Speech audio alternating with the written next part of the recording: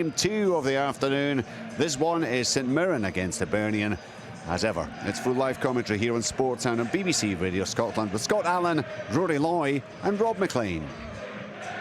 Thanks, Richard. And the big question here in Paisley is this remarkable revival from Hibs going to continue? If they can win this one, they go to within 2 points of third place in the Premiership. One behind Dundee United, a couple behind Aberdeen.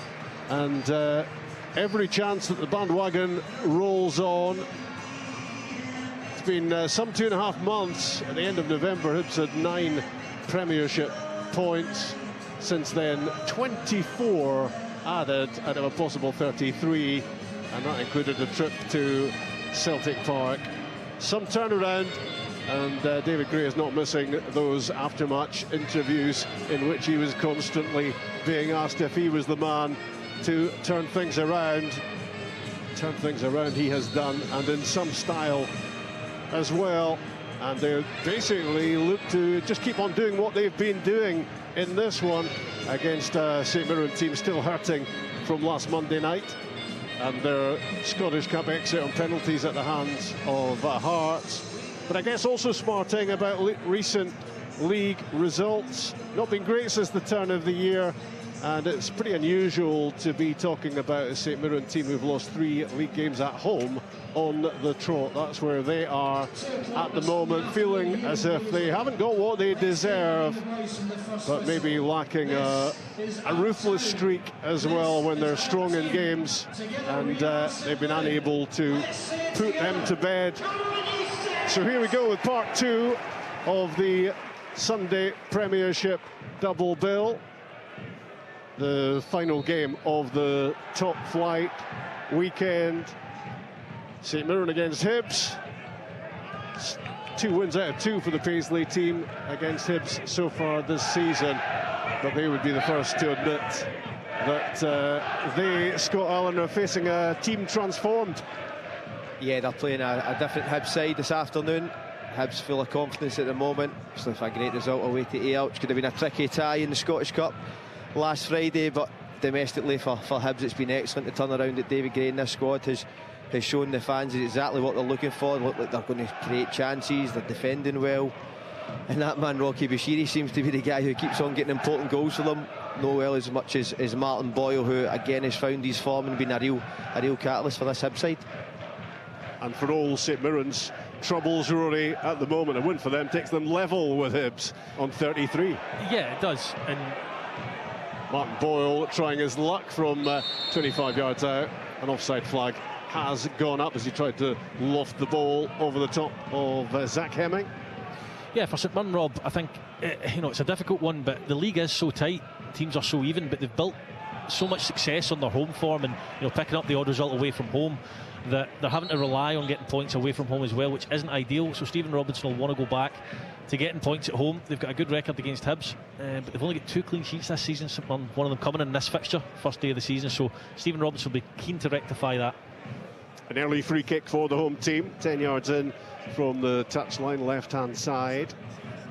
An early opportunity to ask a question here. Declan John to deliver into the back post area, bouncing around, nobody really claimed it. Killian Phillips keeps it alive on the far side. Still a chance for St Mirren to get the ball into the box. Hibs looking to get it clear. Josh Campbell with a touch, Nicky Cadden completing the clearance. The ball bouncing down towards the corner flag, and Zach Hemming is way over there to launch it away. Out for the Hibs throw-in. Hibs with a couple of changes if you've just joined us. Kwon into the midfield, no Dylan Levitt, and Dwight Gale replacing Kukarevich up front. He's on the bench. Same again for St Mirren.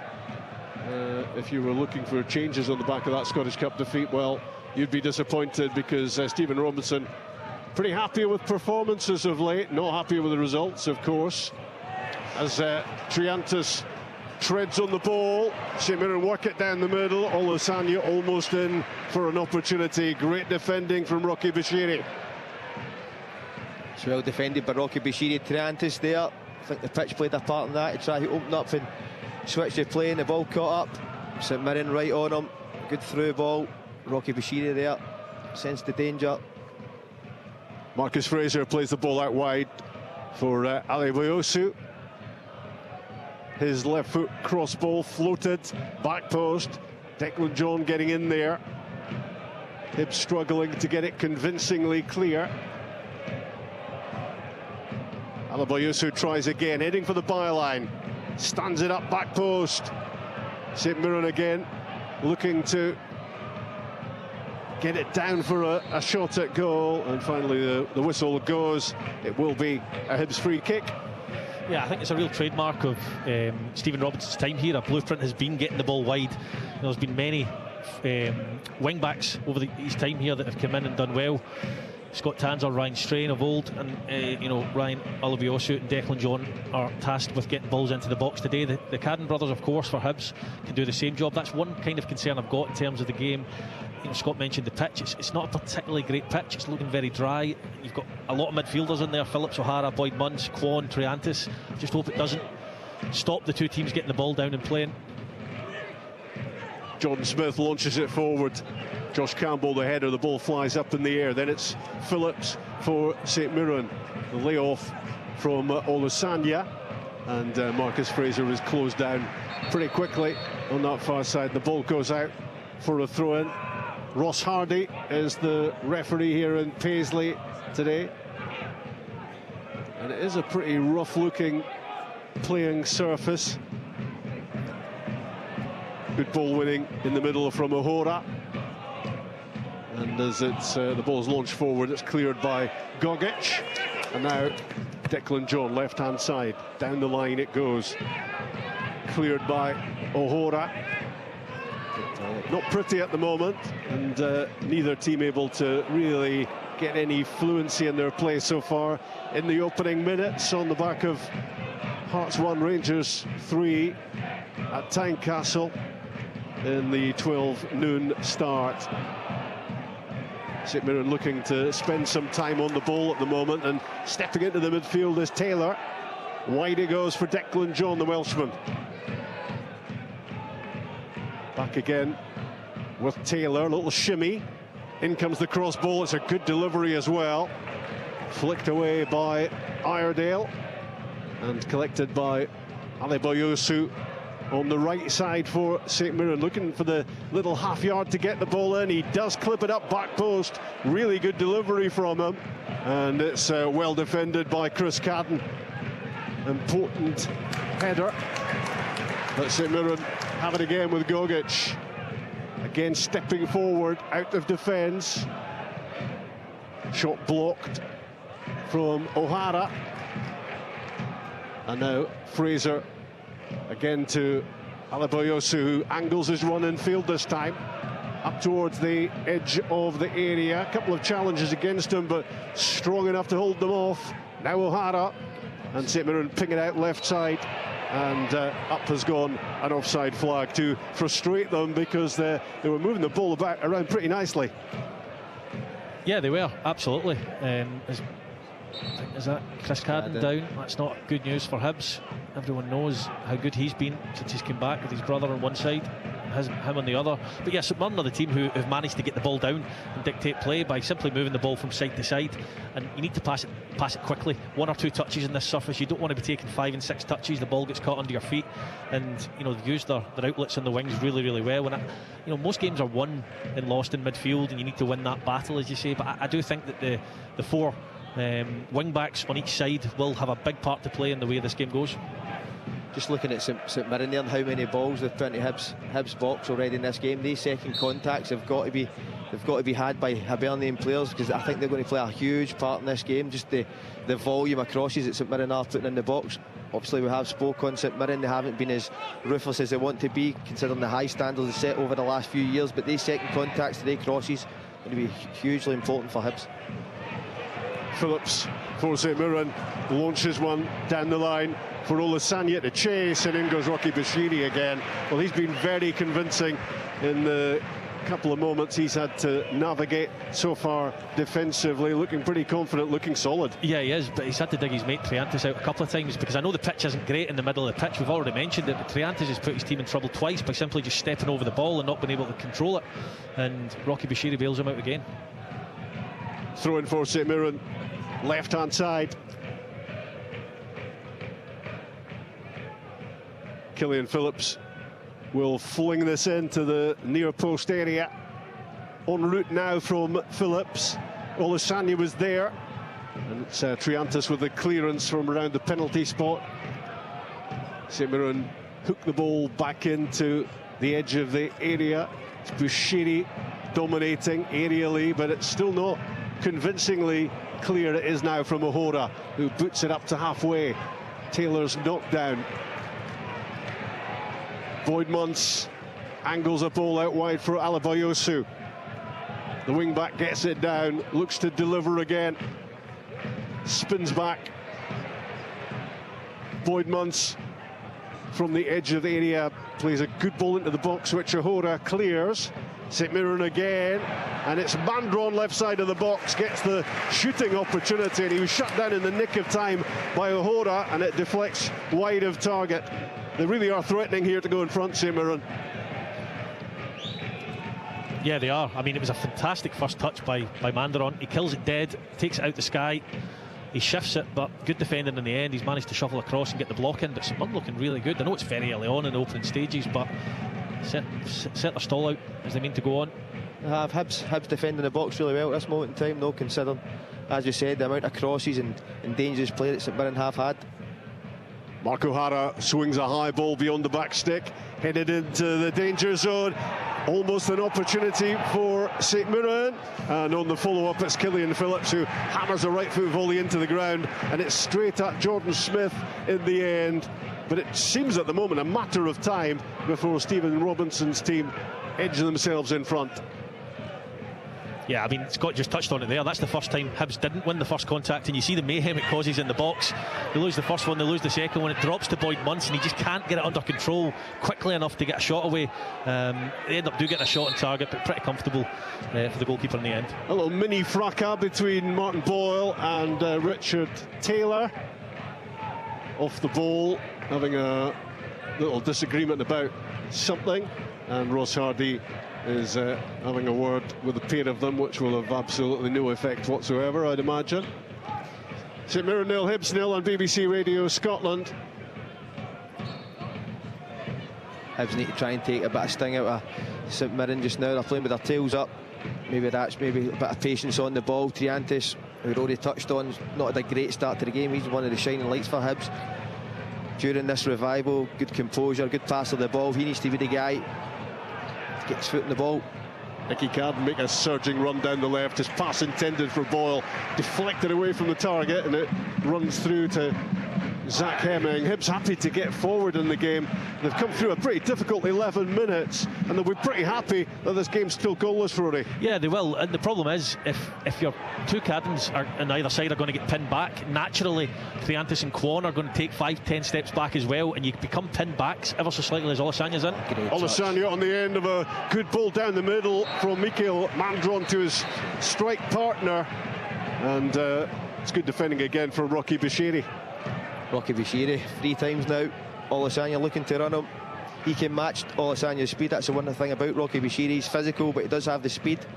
He shot a great ball. Long ball down the middle for Hibs. Down goes Martin Boyle. It's not going to be a penalty. It was Richard Taylor's challenge, but he was just strong against Boyle. Boyle hitting the deck, looking up towards the referee. VAR will have a look at it, but no chance, I wouldn't have thought. No, it's not a penalty. I mean, that's why the referee doesn't give it. It's a clean header, he wins it. It's just unlucky, Martin Boyle, the way the ball bounces. It just shows you, for all the intricate build-up you can have in a game, sometimes a long ball down the middle doesn't do any harm. Here's another one for Hibs, headed away by Gogic. This time Hibs taking the direct route and causing problems as Hemmings slices his clearance. Going to stay in on this side. Kept in by O'Hara. Back to Declan John. He launches it forward. Down goes Olusanya. And the ref's going to stop the game here because it's a bang on the head. was his own doing, Olasanya's, because Bashiri, you know, he's trying to dominate Olasanya, which he's managed to do so far, but Olasanya's trying to get in front of him, and he charges into Bashiri and hurts himself. Bashiri did absolutely nothing wrong there. 13 minutes gone on BBC Radio Scotland. Part 2 of the double bill. Hearts 1, Rangers 3 earlier. St Mirren 0, Hibs 0. On the back of a pretty lively Saturday in the Premiership as well. Win for Celtic and Aberdeen and Kilmarnock and Ross County. And this is the game standard that of goals rounds it this all weekend, Rob, has been right up there. Yeah. I really enjoyed Sportscene last night, I have to say. What's your current favourite? It has to be Bobby Wales. What a touch.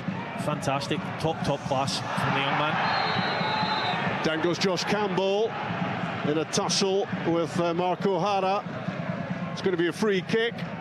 The St Mirren skipper tries to plead his innocence, but it was a pretty smart foul, to be honest, because Josh Campbell was threatening to get away from him with bodies in front as well. Martin Boyle had just pulled off the shoulder of Richard Taylor there. I think Josh Campbell could have slipped it through it. There'd been a good opportunity for Hibs, but listen, the pitch is playing a part in that central area of the park, so it's a good area for Hibs. Hibs obviously a real threat from set pieces and have been this season. The free kick right in the middle of the pitch, about 45 yards out. Yeah. Bit of an awkward one. It's so central. Steered towards the right side for Nicky Cadden to have a shot at goal. Struck Killian Phillips, I think, and spins out for a throw-in close to the corner flag. Plenty of venom behind that from Cadden, who has 5 goals already this season. Yeah, it was well worked from Hibs. Cadden obviously just trying to get the ball at his feet and get a shot away. We know the sort of quality he does possess in that left foot of his, but a good block in the end from St Mirren. Chris Cadden to take the throw-in on the right side. The Hibs fans packed into the stand at that end of the ground behind Zach Hemming. O'Hara holding off the challenge of O'Hara, and in the end prods it back towards Bashiri, who rolls it to his goalkeeper Jordan Smith.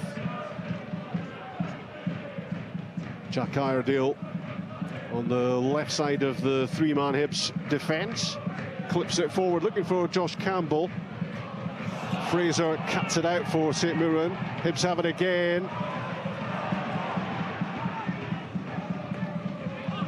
Cadden right side. O'Hara plays it too hurriedly, and it's beyond everyone, and it's bouncing through to Zach Hemming. Do you think the pitch, Scott, I mean, Hibs have been so direct so far. Do you think, you know, David Gray's looked at this and thought, you know, first 15-20 minutes we need to try and turn them, because they're really reluctant to try and go through the midfield? Yeah, but I was looking there when the ball did go out to Chris Cadden. There wasn't anything really central where he could go and maybe work a 1-2. So positives in Chris Cadden is he's got the legs to get in behind, the same as Martin Boyle. He's got real pace. So the one thing for me about this Hibs side, the pressure they came under that early part of the game. If you go back to the start of the season, it was the biggest talking point about Hibs is how poor they were defensively. So the fact you're now looking at a Hibs side who can come under that amount of pressure from cross balls and defend it, they'll take positives from that. Let the game grow, try and grow into the game and try and get their team further up the pitch, because they have come under a lot of pressure. There's a low sun over Paisley at the moment, and it is highlighting the rutted nature of the pitch. And when the ball is moving across the top, you can see it constantly bubbling around. It's a day on which you have to take real care with the ball when it's coming towards you. If you're running with the ball as well, it can bobble away from you if you're not careful. Yeah, it can, but I personally think St Mirren have been slightly braver so far, and they're willing to do it. You know, a wee clip ball over the top there doesn't quite work out for them, but they do. They play it into O'Hara. O'Hara turns higher up the pitch. Hibs just seem to want to be a little bit more direct. Scott's point's very valid. You know, they've got good pace in the team in the wider areas, and Martin Boyle, of course, through the middle. Just think St Mirren, Hibs are slightly growing into the game, but I just think St Mirren have been a little bit braver on the ball. Warren O'Hara took his eye off the ball. It was a difficult one for him to deal with, really, from Bashiri. Now he's gone down looking for a free kick. It's not going to be given. And St Mirren have it 25 yards out with Olasanya and Boyd Muntz alongside. It's Mark O'Hara who plays it left side for Declan John. Great cross ball in. Really important header from Jack Iredale at the back post. He had to win that, and he did. That was a fantastic. I think it might have been Nicky Cadden. Nicky Cadden there, but we've spoken about it from the start. St Mirren, They just constantly want to test you, make you defend. And rightly so, they do have players who can attack the ball, but Hibs, as a defence, have defended their box fantastically well. So St Mirren have got a throw in about 5 yards from the corner flag, right-hand side. They've already put some pressure on the Hibs defence. In from Phillips, flicked up in the air. Bashiri tries to head it away. In the end, Hibs get it out of the box, but St Mirren still in possession with Richard Taylor. To Marcus Fraser. Fraser plays it into the area from Mandron. It dropped for Olusanya, but he was off balance as he struck the left footer and unable to test out Jordan Smith. Yeah, St Mirren, good play again. It seems to fall to a black and white shirt in the middle of the pitch more often than not. Again, I think Triantis and Kwon are slightly deeper than David Gray would maybe like them at times. And yeah, they're continuously getting crosses in the box. Agree with Scott, they've defended the box really well, Hibs, but you know, if they keep allowing those balls to come in, you would think it's a matter of time before St Mirren, it does land to St Mirren ahead. Mandron's a big guy, Olasanya's good in the air. O'Hora down the right side, Boyle has to chase it. Gogic first there, but his clearance goes straight at Chris Carden and it comes straight back to him. Lovely back heel though. Not one to panic, Alex Gogic, and it was a great back heel down the line for Declan John that got him out of a tight situation. Now it's Marcus Fraser galloping up to halfway, gets it back, fires it forward, so just gets away from Olusanya and through to Jordan Smith. The idea was good. Yeah, it was a great through ball there from Boyd Muntz. I think what Rory's touching on in terms of St Mirren picking up all the ball in the central area. If you look at St Mirren, when the ball does go wide and the team's expecting the cross, Gogic and Taylor are right up the halfway line, so it's allowed them to sustain attacks when the ball does break out to the box. As we said, Hibs are back in numbers defending the box when it's coming out. They don't have someone to pick up, and St Mirren are just recycling the ball and being allowed to put ball after ball into the Hibernian box. Good bit of defending there from Alex Gogic. It was a long ball up to just Josh Campbell from Hibs, and he was chasing after it from about 30 yards out, but Gogic just got his body in the way, escorted it behind, and St Mirren have a goal kick, which Zach Hemming launches upfield towards Mikael Mandron. Then it's Taylor lofting up towards Olusanya. Holds off the challenge of O'Hora. Mark O'Hara back to Taylor, combining well those two. Forward goes Richard Taylor, dealing with the ball pretty well when it's on the ground, bobbling around. And when Declan John tried to play the ball back to him, it came off Carden. And St Mirren have got themselves another corner. Yeah, I mean, the right centre-back and the left centre-back, Richard Taylor on this side, you know, they're showing for the ball, they're coming out when Gogic is on it, they're making angles, and then Mark O'Hara's quite happy to come and pop the 1-2 there. Richard Taylor advances down the line and then does it again with Declan John, and they end up with a corner. So I think St Mirren have played really well so far, but Hibs inevitably will have spells, so Stephen Robinson will be keen for them to try and get their noses in front while they are playing so well. 21 minutes gone, St Mirren 0, Hibs 0. The home team with a corner kick fired in low by Mark O'Hara. Defended pretty easily at the near post. St Mirren trying to work it back to their captain. Boyle gets it away. But St Mirren back on it again. Boyd Muntz with a header bouncing in front of Josh Campbell. Awkward to deal with. Mikael Mandron pushes him off the ball. Fires the shot, which is palmed away by Jordan Smith. But that had to be a free kick for the challenge by Mandron. And eventually a blast of the whistle from Ross Hardy. And it is a free kick. Yeah, just a wee push on Josh Campbell there when he went to clear the ball from Mandron. As I'm looking at Hibs, they have defended well, but lucky if they've strung 4 or 5 passes together. It's allowing St Mirren to get their tails up. They're playing with a bit of confidence now. They're the team playing on the front foot, giving the give and goes constantly at the Hibs defence. They need to try and figure out how they can affect the St Mirren backline, because at this moment in time they really aren't. Taylor is on the end of the clearance from Jordan Smith, a booming header forward. Mandron tries to control it, prodded by Boyd Muntz to Declan John, clips one forward, headed away by O'Hora. Infield it goes from Chris Carden. Josh Campbell had it and then he lost it. St Mirren having much more of the possession in this game, but a wayward pass from Declan John and that has Mark O'Hara chasing it, and the ball goes out in the end off the St Mirren skipper. It's goalless in Paisley. Yeah, I think they're going to have to do that at times. I think they want Josh Campbell slightly further up the pitch, but if you look at St Mirren's midfield, they're dominating at the moment. O'Hara, Boyd, Munson, Phillips. And Hibs have only really got 2 in there, so if you're playing that 10 position, sometimes you need to drop back into midfield and help out your midfield. As much as he maybe doesn't want to do it, he needs to do it at times, because St Mirren are dominating at the moment. Nice knockdown from Campbell to Cadden, Chris Cadden, but the ball in the end trundling over the line, close to Stephen Robinson in the technical area for St Mirren, who's ranting and raving at the moment, very animated. But he's given a vote of confidence to his team on the back of the defeat in the Scottish Cup here against Hearts last Monday.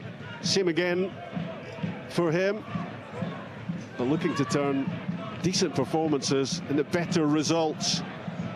Mark O'Hara down the left side, getting in behind, rolls it into the box. O'Hara clearing for Hibs. Gale to Boyle. Lovely touch, lovely footwork, great poise and balance, and he looks to cut across Richard Taylor, but the St Mirren defender timed his challenge well, and it's played forward towards Olasanya. Rocky Bashiri clears. Chris Cadden flicks it down the line, bouncing out for a St Mirren throw on halfway. Yeah, Martin Boyle done really well. Secured the ball, opened up. Pitch opened up for him. Kwon had made a run on the far side. I think he was just trying to get his touch across Richard Taylor. It was a good physical presence, and he just defended it really well in the end, but it was a bit positive there from Hibs. Long ball from Marcus Fraser. Lovely bit of control from Mikael Mandron. Phillips with a cross into the box. Rocky Bashiri got just enough on it. Iredale helps him out and gets the ball cleared down into the St Mirren half. Gogic is there. Kwon and Triantis need to get further up, put pressure on the ball in this stage. Josh Campbell's back in there, but they're playing almost a 2 and a 1, whereas St Mirren are just playing a 3, and that extra body in there, they're just dominating the ball every single time it drops. Richard Taylor's done well again, getting the better of Triantis. Mandron to Phillips. Alabiosu hasn't seen the ball for a while. Looked very dangerous early on. Here he goes again towards the byline, forced to spin back the way, keeping the ball, finding Fraser. Keelan Boyd-Muntz right in the middle of the pitch. Mark O'Hara is there too. Little change of pace from Alabiosu. Gets the cross into the middle, or tries to, but he couldn't quite get his boot wrapped around it that time, and it flies behind the goal of Jordan Smith. St Mirren 0, Hibs 0. Yeah, Rory's right in terms of the midfield at Hibs. The distances, they're so big, they can't cover the ground. So when the ball is breaking, it's a St Mirren jersey who's first to it. Josh Campbell, obviously, he does want to be closer to Dwight Gale and Martin Boyle, but you've got to recognise how the game's going. He's got to be on for passes when Triantis and Kwon do receive the ball, and try and build and bring your team up. There's that long ball again. Yeah, Nicky Cadden, and it's a great bit of control from Dwight Gale, and he tries to squeeze the ball in from a tight angle. And it's gone behind off Zach Hemming, but what a lovely touch that was from the veteran striker.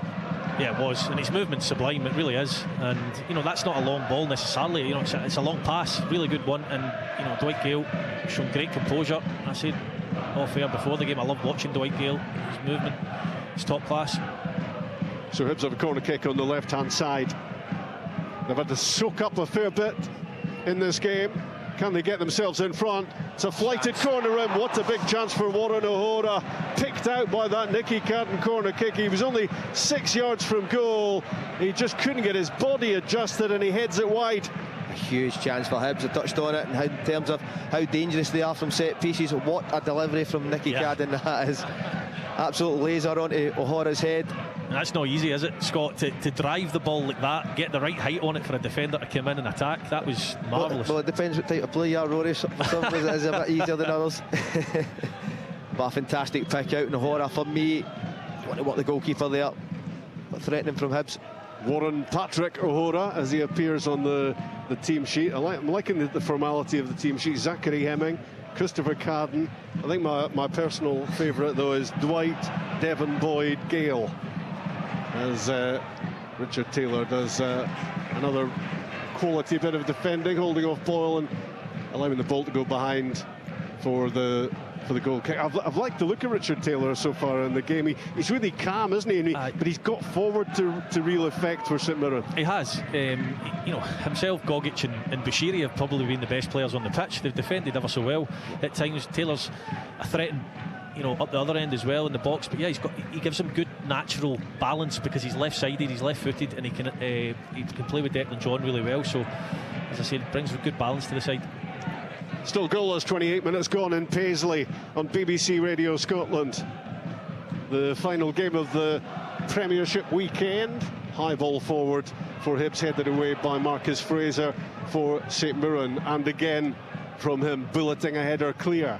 Nicky Cadden onto it, and he looked as if he was caught by a trailing leg there. And it is a free kick, and it is a yellow card for Ryan Alabiosu for a clumsy-looking challenge on Nicky Cadden. Rory, that was the first time Kwon went and made contact with the opposition player. He wins the first contact. He wins the first contact, and it now leads to a Hibs free kick, and that all comes from getting up the pitch and putting St Mirren under pressure. Yeah, Hibs free kick, just a couple of yards in from the touchline, left-hand side. Cadden's delivery into the box. Richard Taylor winning the header. O'Hara flicks it away, and it's a pretty good effort from Triantis on the half volley from 25 yards out. He was gonna do well to hit the target, but struck it pretty well, just too high. Yeah, he did. It's not an easy technique, that. Or Scott might want to tell me it is for some players, I'm not quite sure. But no, listen, on the half volley like that, it's he's caught it sweet. He's actually caught it pretty well, but probably too well because it's flew straight over the bar. It's not difficult, Scott, is it? Well, I've scored one of the half volley ones before. No talking about your derby goal again, are you? You spoke about it for me, thanks, Rory. Just for a change. Taylor on halfway for St Mirren with a right foot up and under. Iredale powers it forward. Josh Campbell challenging. Boyd Muntz won it. And now Taylor to Declan John, left-hand side. Oh, good play. Back with Taylor. A little flick inside towards Boyd Muntz. And he tried to pick out Alabiosu. But that was cut out by Nicky Cadden. Now it's Kwon looking to switch it left to right. Helped on by Campbell, but Richard Taylor will clear for St Mirren. Still stalemate in Paisley between these two. The ball laid back by Olasanya was taken out. Phillips plays it forward and curled into the box by O'Hara, cleared by Rocky Bushiri. St Mirren looking to carve out an opportunity. And the clearance is completed by Triantis, and it's collected up top by Dwight Gale. Pass inside, back with Triantis. He's done well under pressure, the central midfielder, and now he shifts it across to the right side for Chris Cadden. Infield for Josh Campbell. Good bit of play from Triantis moments ago, and he's having a good little spell. 3 goals and 3 assists in his last 8 league games, so he's making a big contribution at the moment, the Hibs midfielder, although he has struggled early on this surface. Back with Taylor at the back for St Mirren, Gogic alongside. And out it goes to Alabiosu on the right. He had a loan spell, of course, at Kilmarnock. Gogic to Taylor. On the left for St Mirren.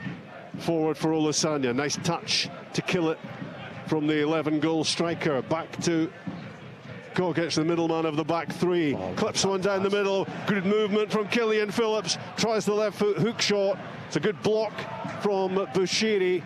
Well, it was a really good pick out, and it was a great bit of movement as well from Phillips. Now the game swings towards the other end. Martin Boyle loses out. Good challenge to win it from Boyd Muntz. Well, it's hugely competitive, this. Not the prettiest so far. And still 0-0 in Paisley. The moments of real quality came from St Mirren. Again there, Gogic finds a fantastic run. I think it was Olasanya. It was a great run. Gogic again in the centre circle with a big diagonal. It's well dealt with by Chris Cadden, but he just hammers the ball downfield and it's straight back to Gogic. On the left is Markuhara. Now Taylor and Boyd Muntz, and just had to hurry there with after a bad touch, and it's intercepted by Chris Cadden, who looks to make some progress down the right end. He takes his eye off it. The ball slips out. Hibs throw in. Well, St Mirren were looking for it. Campbell cuts it back from the byline. Killian Phillips clearing. Well, you just have to take the decision as it's given, and Hibs cracked on there while St Mirren were complaining. The ball flies in, came off the head of Marcus Fraser. Out comes Zach Hemming to claim it. There are 3 bodies on the ground at the moment after what looked like a clash of heads, and Hemming has fallen awkwardly as he grabbed that high ball. Yeah, hopefully everyone's okay. I think Hemming just falls awkwardly, but I think he'll be fine. It's more Alex Gogic who is down at the moment.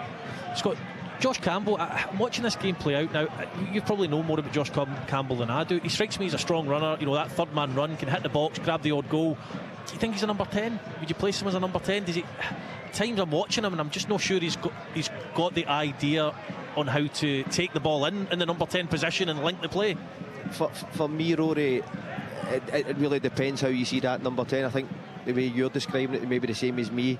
Always an option, securing the ball, linking up, looking for the threaded pass, dropping in to always be an angle, whether it's over the right hand side, the left hand side. You don't really see that. He gives up a lot of that part of the game because his strengths are, as you said, arriving in the box, but he's got to recognise. Too high up the pitch to start with at times. And that makes it hard for your 2 central midfielders in Kwon and Trantis, who are looking to build and try and get up the pitch as a team. Yeah. If you're always if you're too high too early, then you can't do that, and that's why the difference between St Mirren and Hibs. St Mirren's fullbacks have been down at the touchline time and time again, whereas we haven't seen Nicky or Chris Cadden hit the byline yet and put a cross in, and that does come down a lot of Josh Campbell giving up that side of the game. Yes, he is a threat running into the box, but for me, playing in that position, you've got to be an option on the ball constantly and find your way into the game, and he hasn't done that so far. Alex Gogic is off the pitch at the moment, just getting patched up. He took a bang in the face from his own goalkeeper when Zach Hemming was coming to claim that ball. He fell awkwardly, but he also caught Gogic in the process. So for the moment, St Mirren are down to 10 men. Charging forward, Declan John down the left side for the home team, looking for a breakthrough, looking for league points. It's been a struggle for them of late. Forward it goes from Richard Taylor. Mandron getting the better of Ohora. Still going, Mikael Mandron. Rocky Bashiri made the challenge. The ball goes behind. It's going to be a goal kick. It's fantastic again from Rocky Bashiri. Senses a danger, gets across, uses his body well, manages to shield it out for a goal kick to Hibs. But Rocky Bashiri defending really well for Hibs. Dwight Gale's over here talking to Eddie May. I don't think he's particularly happy with the way the game's going. I think he's maybe just communicating that they're struggling to get up the pitch, and maybe just having a word with Eddie May and David Gray about exactly how they fix that. It's been starved, the service. 36 minutes gone, St Mirren nil, Hibs nil. The only service they've really had is that clip in behind, and they're having to show, make the, as you know, Rory, as a striker, time and time again, make that run, which as the game goes on, it becomes harder to do if you don't have a lot of the ball. So for me, Hibs haven't won the midfield battle in this game as of yet. St Mirren look as if they're handling the conditions of the pitch a lot more comfortable than Hibs have. What they're doing, Hibs, at the moment is toughing it out and managing to hang on in there in the game. St Mirren have looked much the more threatening, but it's still goalless, and Hibs are on this great run, and they have that momentum behind them as Triantas booms a header forward, bouncing awkwardly for Gogic, but he gets it away to Taylor, and Richard Taylor completes the clearance up towards Olasanya on the halfway line. Header won by Ohora. St Mirren fans around us looking for a free kick, but the decision was against Olasanya for backing into the Hibs defender. Yeah, it was a foul to no one. I mean, the referee should just let it go. Olasanya's get Ohora's shut. Ohora's battling with him as well, probably fouling him. Just let the game go at that stage. It's, you know, they're both probably fouling each other.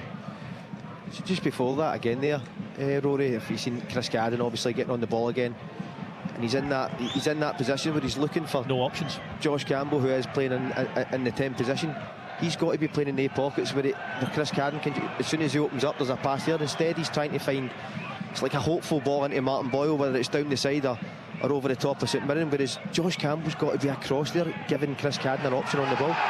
Good ball winning from Olusanya. Declan John powers down the left. In comes his cross ball, but it's into no man's land. There were options for him there down the left side, but he took the wrong decision. He could have put some real pressure on Hibs. And the ball ends up going out on the far side for a throw-in. Triantis has gone in the book. I'm not really sure what it was for. Off the ball, maybe. Yeah, Triantis booked. Presumably something off the ball. And St Mirren have got a throw in, and Ross Hardy is wanting it taken from exactly the right position. I think Killian Phillips is about 20 yards back from where he started. In it comes from the long throw. Doesn't really do a whole lot of damage to Hibs, who get it clear. It's gone back out again for another throw on the right side for St Mirren. Marcus Fraser bowls it back to Gogic, and along the halfway line it goes to Taylor. On the touchline left side, Declan John back to Boyd Munns, who curls one down the line, and Olusanya busting a gut to try and get there on the end of it, but it just spins off his head and behind for the goal kick. It's actually been a reasonably entertaining game. 0-0 at this moment in time. There's not been an awful lot of quality in show, but it's been competitive and been a half decent watch for the game at 0-0 at this stage. Not enough happening in the penalty boxes, no. I guess, at either end. The big chance so far has fallen to Warren O'Hora, that header from the lasered corner kick from Nicky Cadden, which I think he realised he should have put in the back of the net. And it would have been a bit of a sucker punch, Scott, really, because St Mirren have had a lot of the game. Yeah, they have, and they've put a lot of dangerous balls into Hibs' penalty box, but as we said, Hibs have defended the box really well. Jordan Smith hasn't really had a huge save to make at this moment in time, and I think that's what would frustrate Stephen Robinson, for as much as they've played well, and he has spoke about it in previous press conference about performances not being turned into wins.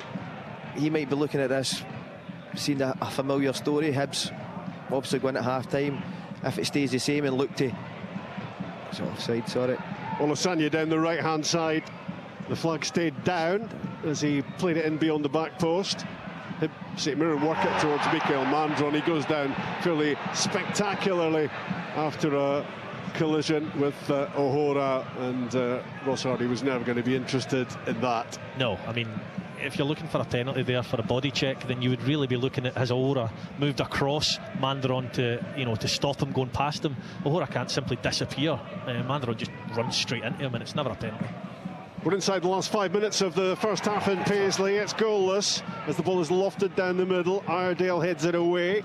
Bashiri flicks it further forward, and Josh Campbell knocking the ball down to Nicky Cadden for Iredale to play it forward. Down goes Campbell off the ball, where Ryan Alabios is going to have to watch himself, because that's a free kick against him. He's already been yellow carded, and that's another offence against his name.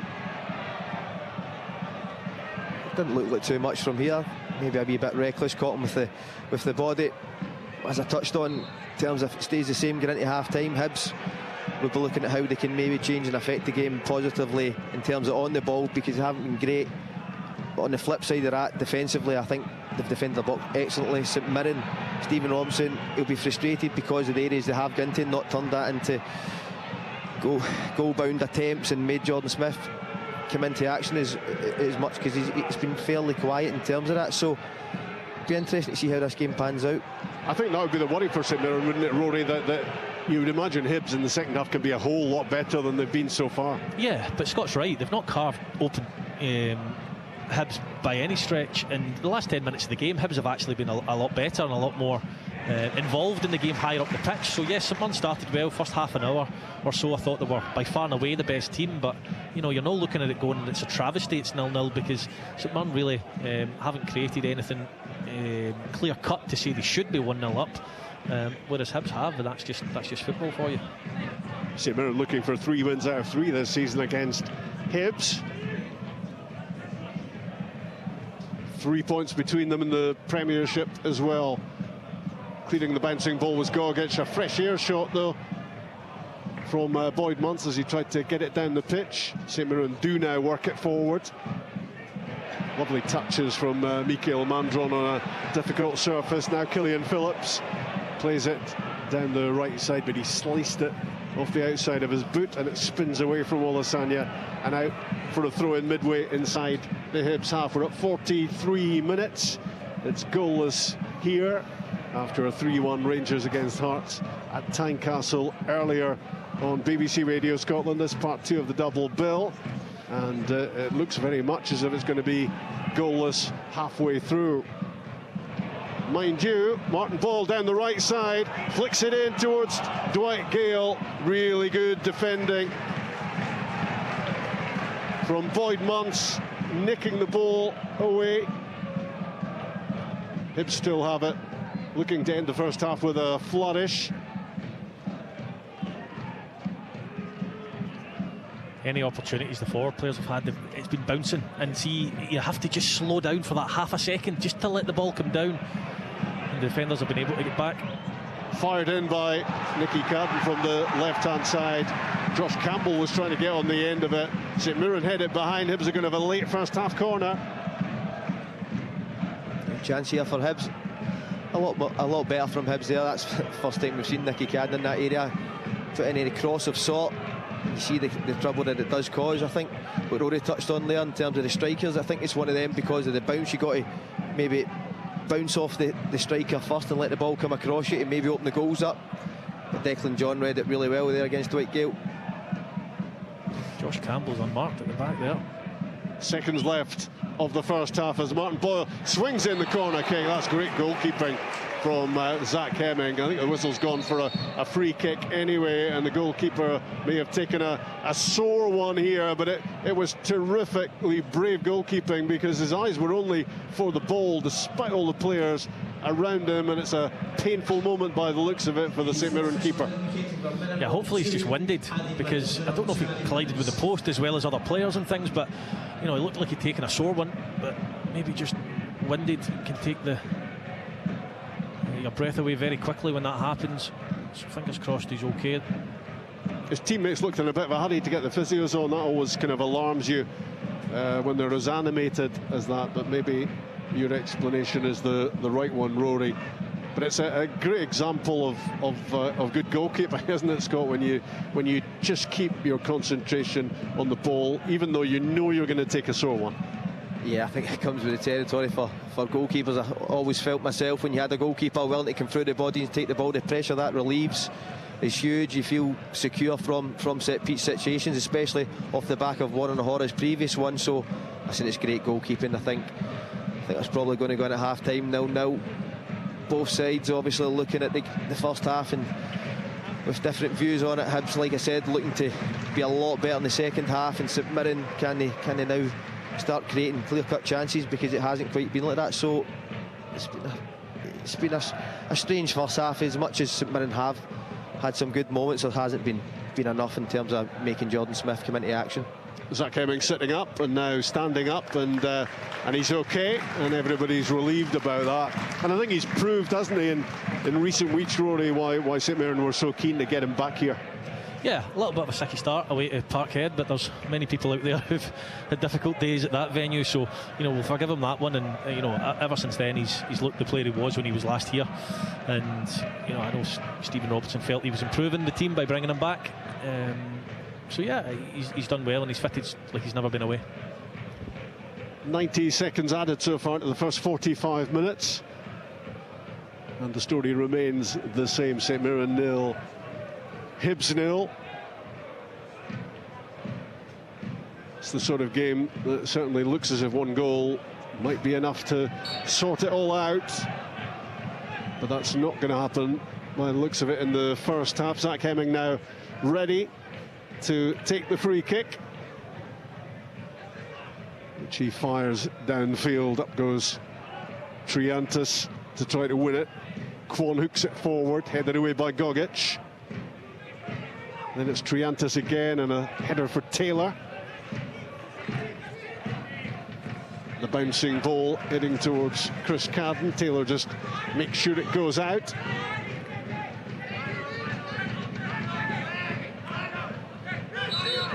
Two and a half minutes of stoppage time added so far.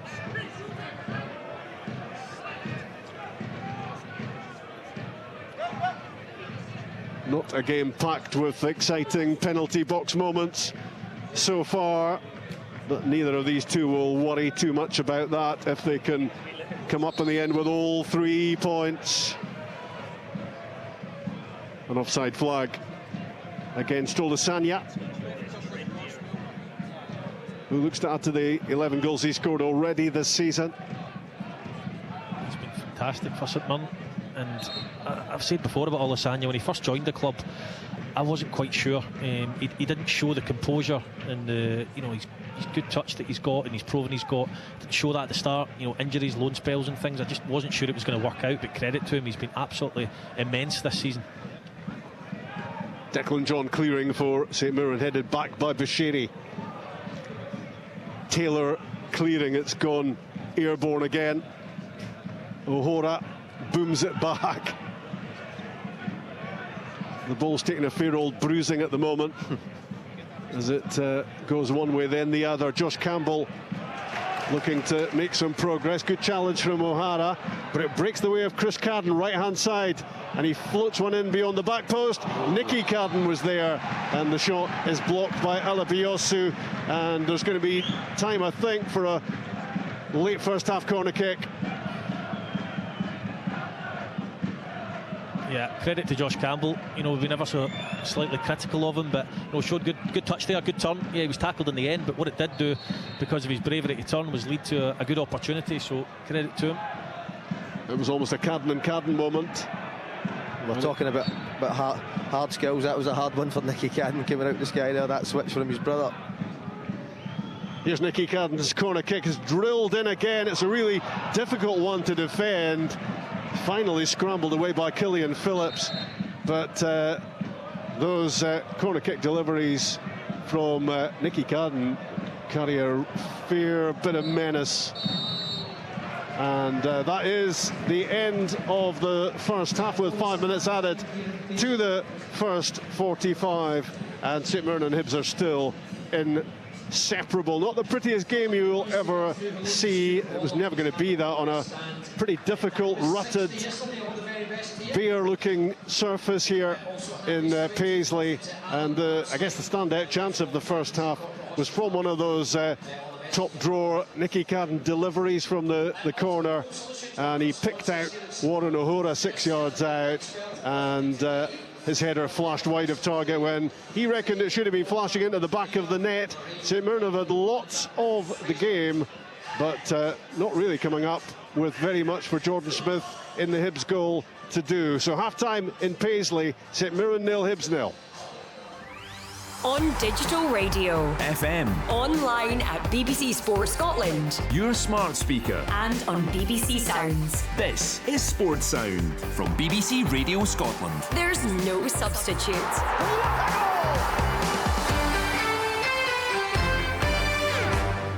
Previously in the Champions League playoff round. Celtic Park is rocking right now. Celtic won, Bayern Munich 2.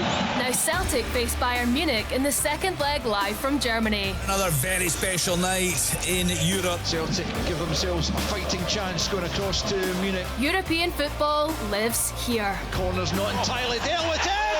It is in. Celtic in the Champions League. Tuesday from 6 on digital radio, or by asking your smart speaker to play BBC Radio Scotland Extra.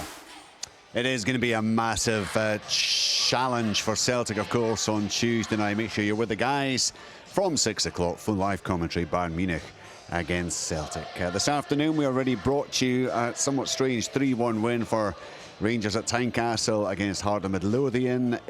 Just simply down to the amount of chances that Hearts passed up in that game. But Rangers with a couple of own goals from Jamie McCart and a 14th of the season from Vafla Czerny getting the victory. Michael Steinwender had got the goal for Hearts, on his home debut. In the SWPL this afternoon, into stoppage time, it's Spartans 5, Dundee United 1. Looking like Dundee United will be one of the 3 sides relegated at the end of the season, where they go into reconstruction and set up 2 leagues of 10 for the next season. 3 o'clock game, Hearts against Queen's Park, will be getting underway shortly. At 4, it's Montrose, Hibernian, Motherwell, Aberdeen. 4:10, live on BBC Alapa, Partick Thistle against Rangers. And remember, if Hearts and Rangers get the wins this afternoon, that would leave 4 sides all on 51 points at the top of the SWPL 1 as they move towards the last few matches before the split. So going to be absolutely fascinating there. We did bring you live commentary of that game at Tynecastle. One thing that stood out was Rangers, despite leading 1-0 38 minutes into the game, had an XG in expected goals of 0.00. Well, they did lift that somewhat as the game went on, but my goodness, it was a strange one. In terms of this game in Paisley, St Mirren's XG is 0.19 and Hibernian's is 0.28, which kind of tells you pretty much all you need to know, Rory. There have not been a plethora of clear-cut goal-scoring chances. No, there hasn't. It's certainly not been a game for the purist, Richard. I did enjoy the first half an hour, I have to say, because I thought St Mirren actually played well and they were good to watch.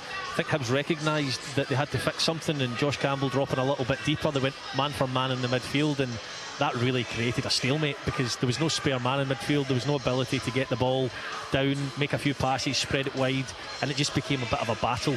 And inevitably Hibs grew into the game at that point, and it was a bit more even.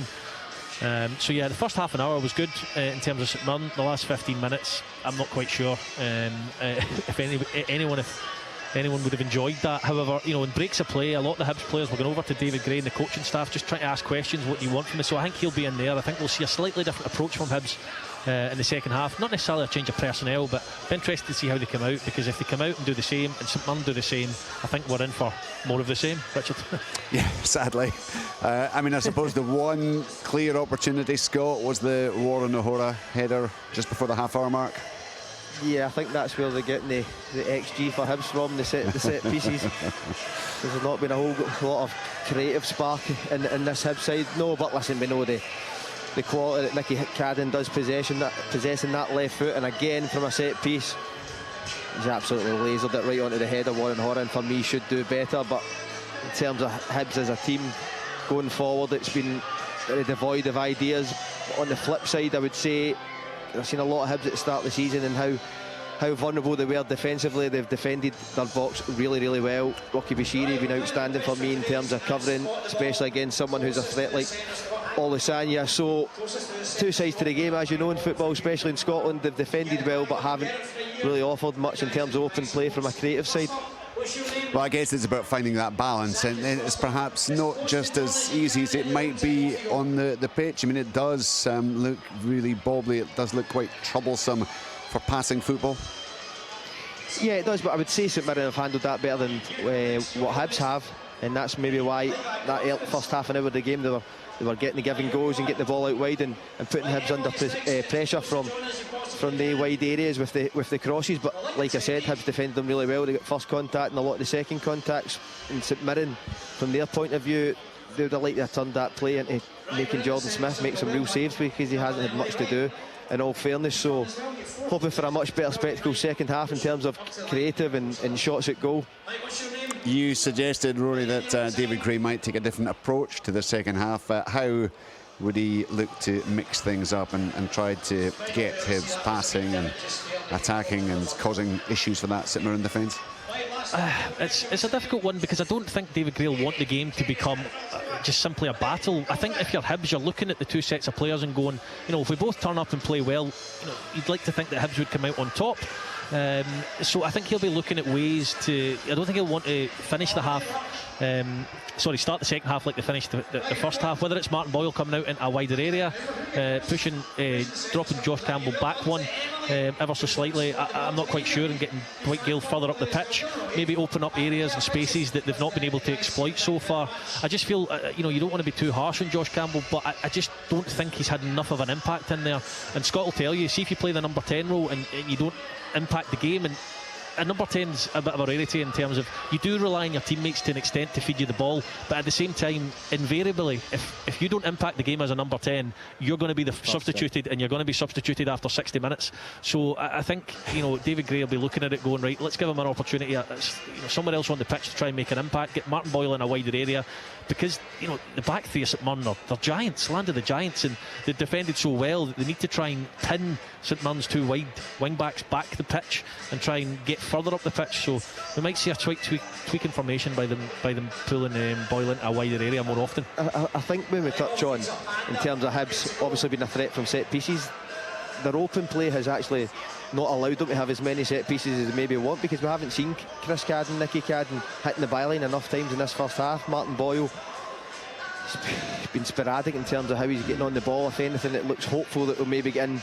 behind just purely based on his speed. I think what Rory touches on there in terms of Josh Campbell, when you do play that position and you're relying on guys finding the ball, as Rory says, sometimes you need to play out the structure and go and find the ball and try and move the St Mirren defenders about at some point and give them something to think about, but he hasn't done that. He's constantly made the same run, looking to get right up and support Dwight Gale and Martin Boyle, but the balls haven't come up the quality. The Hibs as a team, as a unit, haven't moved up into St Mirren's half as a team to allow them to sustain attacks, to create chances. So Martin Boyle needs Josh Campbell to be that guy, maybe with a licence, to go drifting and finding the ball and move St Mirren about to allow them to get up the pitch, and that does then push Nicky Cadden, Chris Cadden in areas where we know they can hurt teams, and they haven't done that.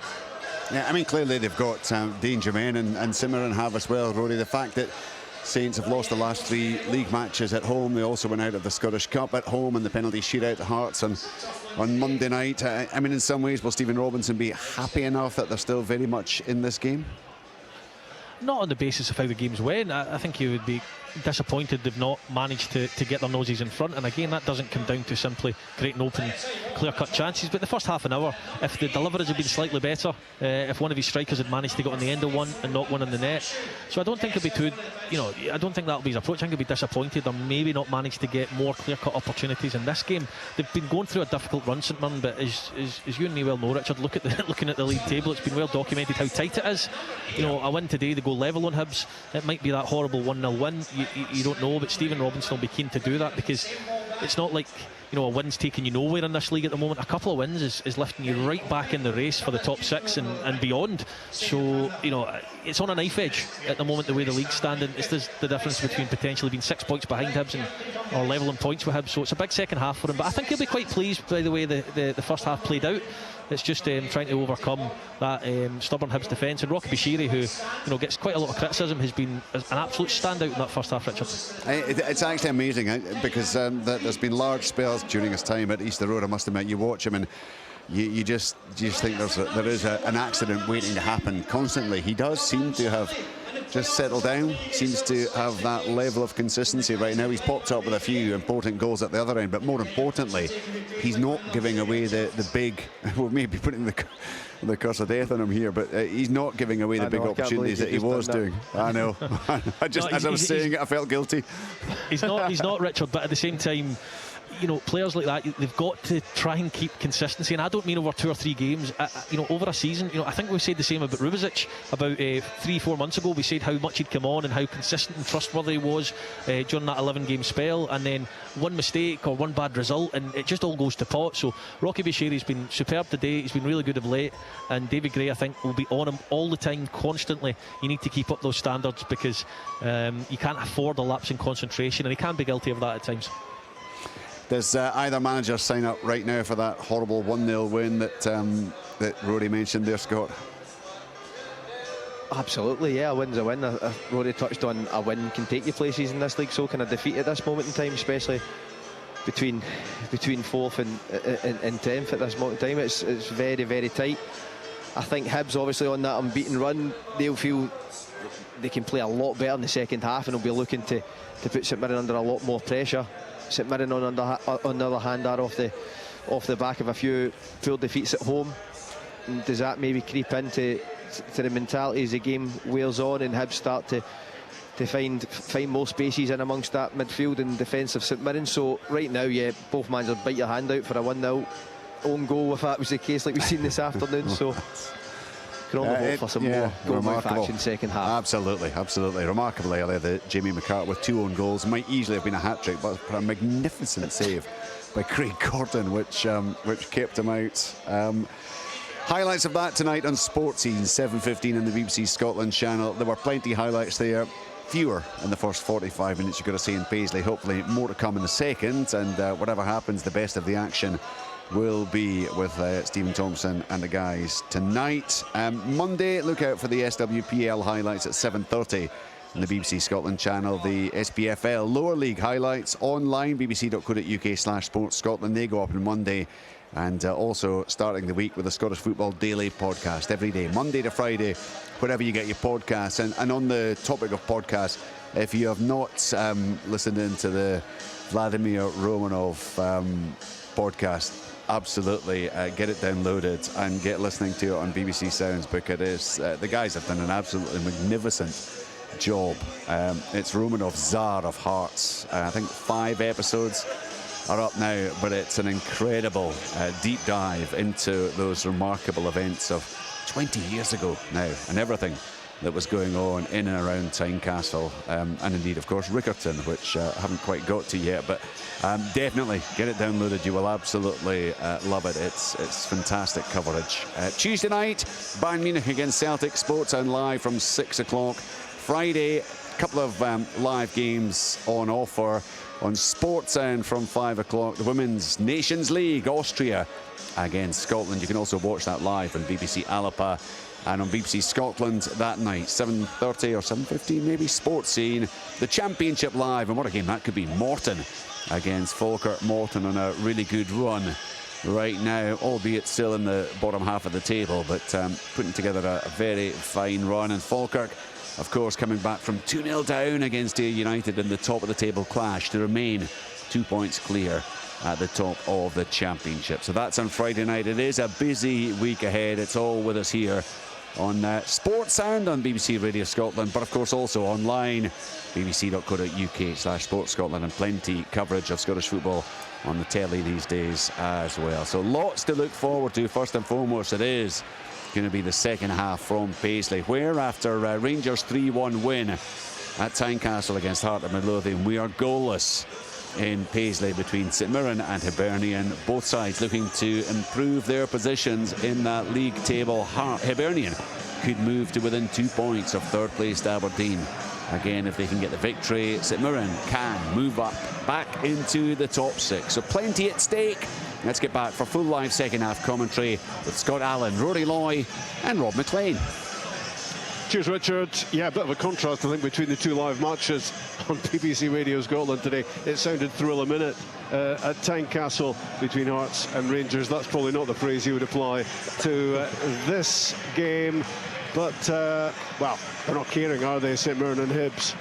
How it goes, how pretty it is on the eye, it doesn't really matter. It's all about, in the final analysis, who can turn 1 point into 3 in the course of this second half. And for St Mirren, even 1 point would put them up 3 places in the Premiership. That is just an indication of how tight it is in that midsection of the league. And even a draw here for St Mirren would make that sort of difference. It would put them above Motherwell, Kilmarnock, and Hearts, of course.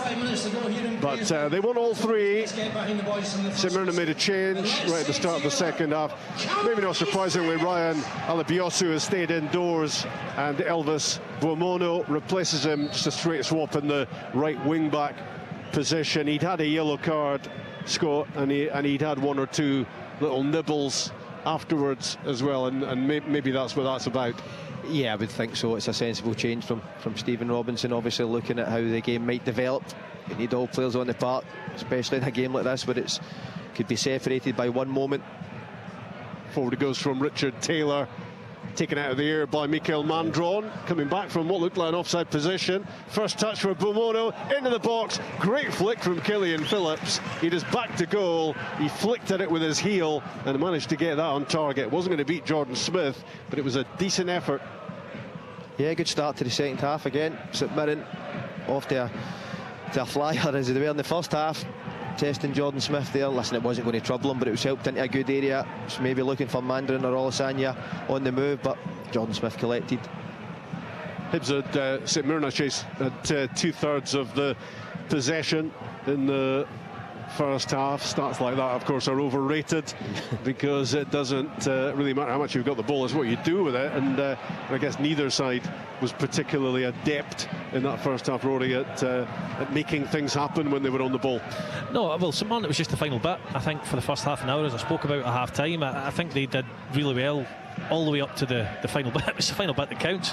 And, you know, when Hibs recognised danger, good opportunity here, though, on the break. Yeah, mistake by Nicky Carden, and Boyd Muntz driving down the middle, and he clips it out to the right-hand side. He's put a little bit too much on it, but it will be collected by Buomono on the byline, and his cross is blocked by Triantis and then cleared by Carden. Nicky Carden breathing a sigh of relief because it was he who gave the ball away.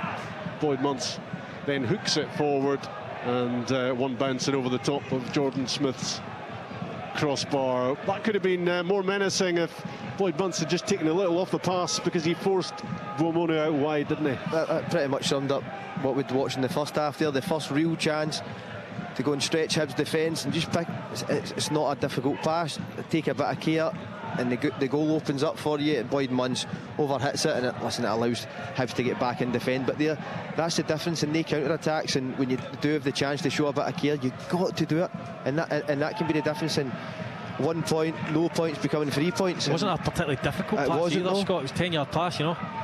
It's a basic pass for someone running at the back four. You've done it so many times, though. You know it's like when you're coming through, especially in the academies, the type of situations, you do it all the time. Just a bit of care, it gives you. So if you're a striker, though, as you'll know, you'll be really frustrated with your midfielder in that situation. Certainly a good start in the game from Buomono, but Alabuso early in the first half was pretty prominent as well. Now down the left side for Hibs is Nicky Carden, twisting on the outside, whipping in another great delivery. It needed somebody, though, to be making a run across in front of Zach Hemming. It turned out to be an easy catch for the keeper. He did make the right run, Martin Boyle. Unfortunately for him, he was just too small. It was a good run from Martin Boyle. He just wanted the ball a bit lower, but Carden, you know, lifts his head and he puts a ball into a good area. Just Martin Boyle's not got the physicality to go in and challenge Hemming on that occasion. That's what I like about Nicky Carden. He doesn't necessarily need a lot of space to go and put a ball, and he uses the defender's leg and whips round it into the area. He does it time and time again. Quite of an old school sort of winger. You just need the guy's leg to whip round. Yeah, you don't have to beat the fullback 10 times before getting the ball in the box. No step overs, just out your feet. Use the guy's leg, whip into the space. As Rory says, Martin Boyle, you can't really see him attacking the ball in terms of that St Mirren back three as well, with the presence they have. Here comes the first St Mirren long throw of the second half. Killian Phillips winding up to send this in at the near post. Well defended again by Bushiri. He looks a bit of a bomb scare at times in his early days at Hibs, but he has improved big time and enjoying the structure of the Hibs defence, I think, as well. Yeah, he has, and he's had a run of games where he's had mistakes and the manager showed faith in him and started him the following week, which does help. Obviously scoring goals and big goals, and that does bring confidence within it. You can actually see he's playing with that confidence in his defending, and especially from set pieces, as we've seen. Mark O'Hara for St Mirren to Declan John, and Richard Taylor steering a pass towards Killian Phillips, who turns it round the corner, and it's kept in by Marcus Fraser. Lofted forward, well defended by Iredale. Campbell to Kwon on the left hand side, and now Nicky Carden rolls one down the line. Fraser intercepts, but he's got a heavy touch on it and he doesn't keep it. It's won back by Boyd Muntz. Alongside him, O'Hara. Back it goes to Gogic, and now Marcus Fraser, usually a pretty steady Eddie feature of the St Mirren defence. Now Taylor clips one over the top of Nicky Carden. Buomono steps inside. Mikael Mandron on the left foot, tries the curler, and it was on the money, but reacting pretty well to make the save look fairly simple was Jordan Smith, diving to his right, clutching the ball. Richard Taylor's distribution again. It's a wonderful ball out, I have to say, and it almost forces the wing back to take the touch forward. Great bit of play from Mikel Mandron, winning the challenge with Iredale. Now it's O'Hara, shot blocked, gets another bite. It's blocked again from the St Mirren skipper. Martin Boyle in possession, waiting for support. Now he gets it back. A little darting run from him. In the middle is Campbell, Triantis and Kwon, and now wide left for Nicky Cadden. Back goes Vomono. On the outside goes Cadden. It's another dangerous looking ball in, bouncing it into the 6-yard box. Nobody gets there other than Zach Hemming to grab it for St Mirren. Much better start to the second half, isn't it? We're seeing chances now in both boxes. Richard Taylor, lovely ball out, and Mandron, for me, it does a lot, lets the ball through him, gets a shot on goal. Hibs on the other hand, Nicky Cadden's getting a lot higher already and managed to put 2 deliveries into the box. Unfortunately not led to anything yet, but much more positive. Throw in just underneath us, right in front of the Hibs technical area. Marcus Fraser plays it back to Gogic, socks round his ankles as usual. Taylor, O'Hara. Richard Taylor holding off the challenge of Josh Campbell, who goes down. He's not going to get a free kick for that, but it's Boyd Munce took his eye off it, and suddenly Campbell had a chance to intercept. Back from Fraser to Gogic, drives it forward, cleared by Iredale. Cadden can't keep it, Nicky Cadden that is, and it's gone out for another St Mirren throw-in. Fraser down the line, looking for Mikel Mandron. Back to Vomono, lovely ball back to the St Mirren's number 9. He threads it through. Olasanya chasing, gets there. Angle shot saved. And the follow-up from O'Hara is saved as well by Jordan Smith. That's a stunning save. The St Mirren skipper thought he was scoring. Yeah, first of all, the weight of pass from Mikel Mandron is wonderful. Really, really good pass in behind the defence. Rocky Bashiri caught out for the first time in the game. Olasanya, listen, it's not a bad finish at all. You can maybe find the corner, but it's low, it's hard, it's across the goalkeeper. Fantastic save by Smith. Then the double save from O'Hara. The second one, absolutely phenomenal save. Yeah, I don't think Mark O'Hara could quite believe the ball wasn't nestling in the back of the net. Now the corner kick for St Mirren. O'Hara swings it in, headed away by Campbell. Now Hibs look to break with Martin Boyle. He just overran it, and that allowed Taylor to get the challenge in. In fact, Vomono it was who was across the pitch to make that challenge to stop Boyle, and that was crucial. Big chance for Hibs there, Martin Boyle. Just take care of the touch. You can look for that switch to Dwight Gale, made a great run.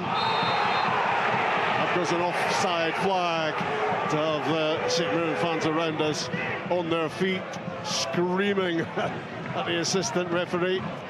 Yeah, it was for a handball, I think. The ball popped off Mandron's arm and they gained too much of an advantage.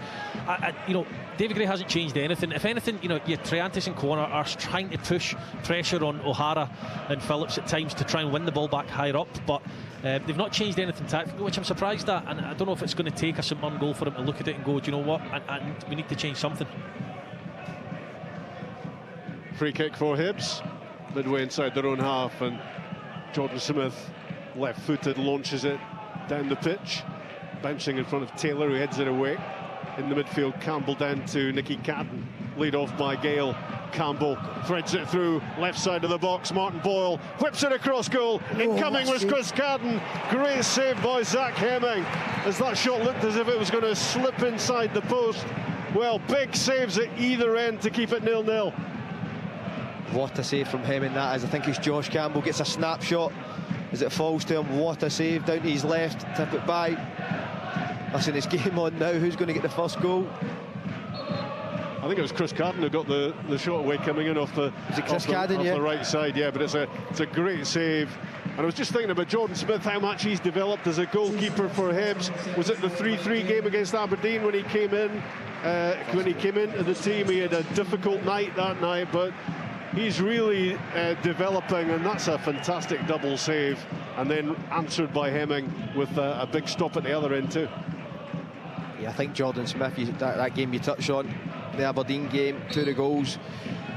Yeah, I think he would have took part of the blame that night. I think since then, the manager showed faith in him. He's some really good performances, and like he says, it's been a quiet afternoon up until then, and he's produced the 2 good saves, and that's what it takes. That's what separates the best goalies, when they don't have a lot to do, and then when called upon, they can produce big moments like he did there and keep the side in the game. Well, whoever's compiling the TV highlights for Sportscene later will be relieved, Rory, at the way the second half has started. Yeah, it started much better. Kieran Bowie on the pitch now.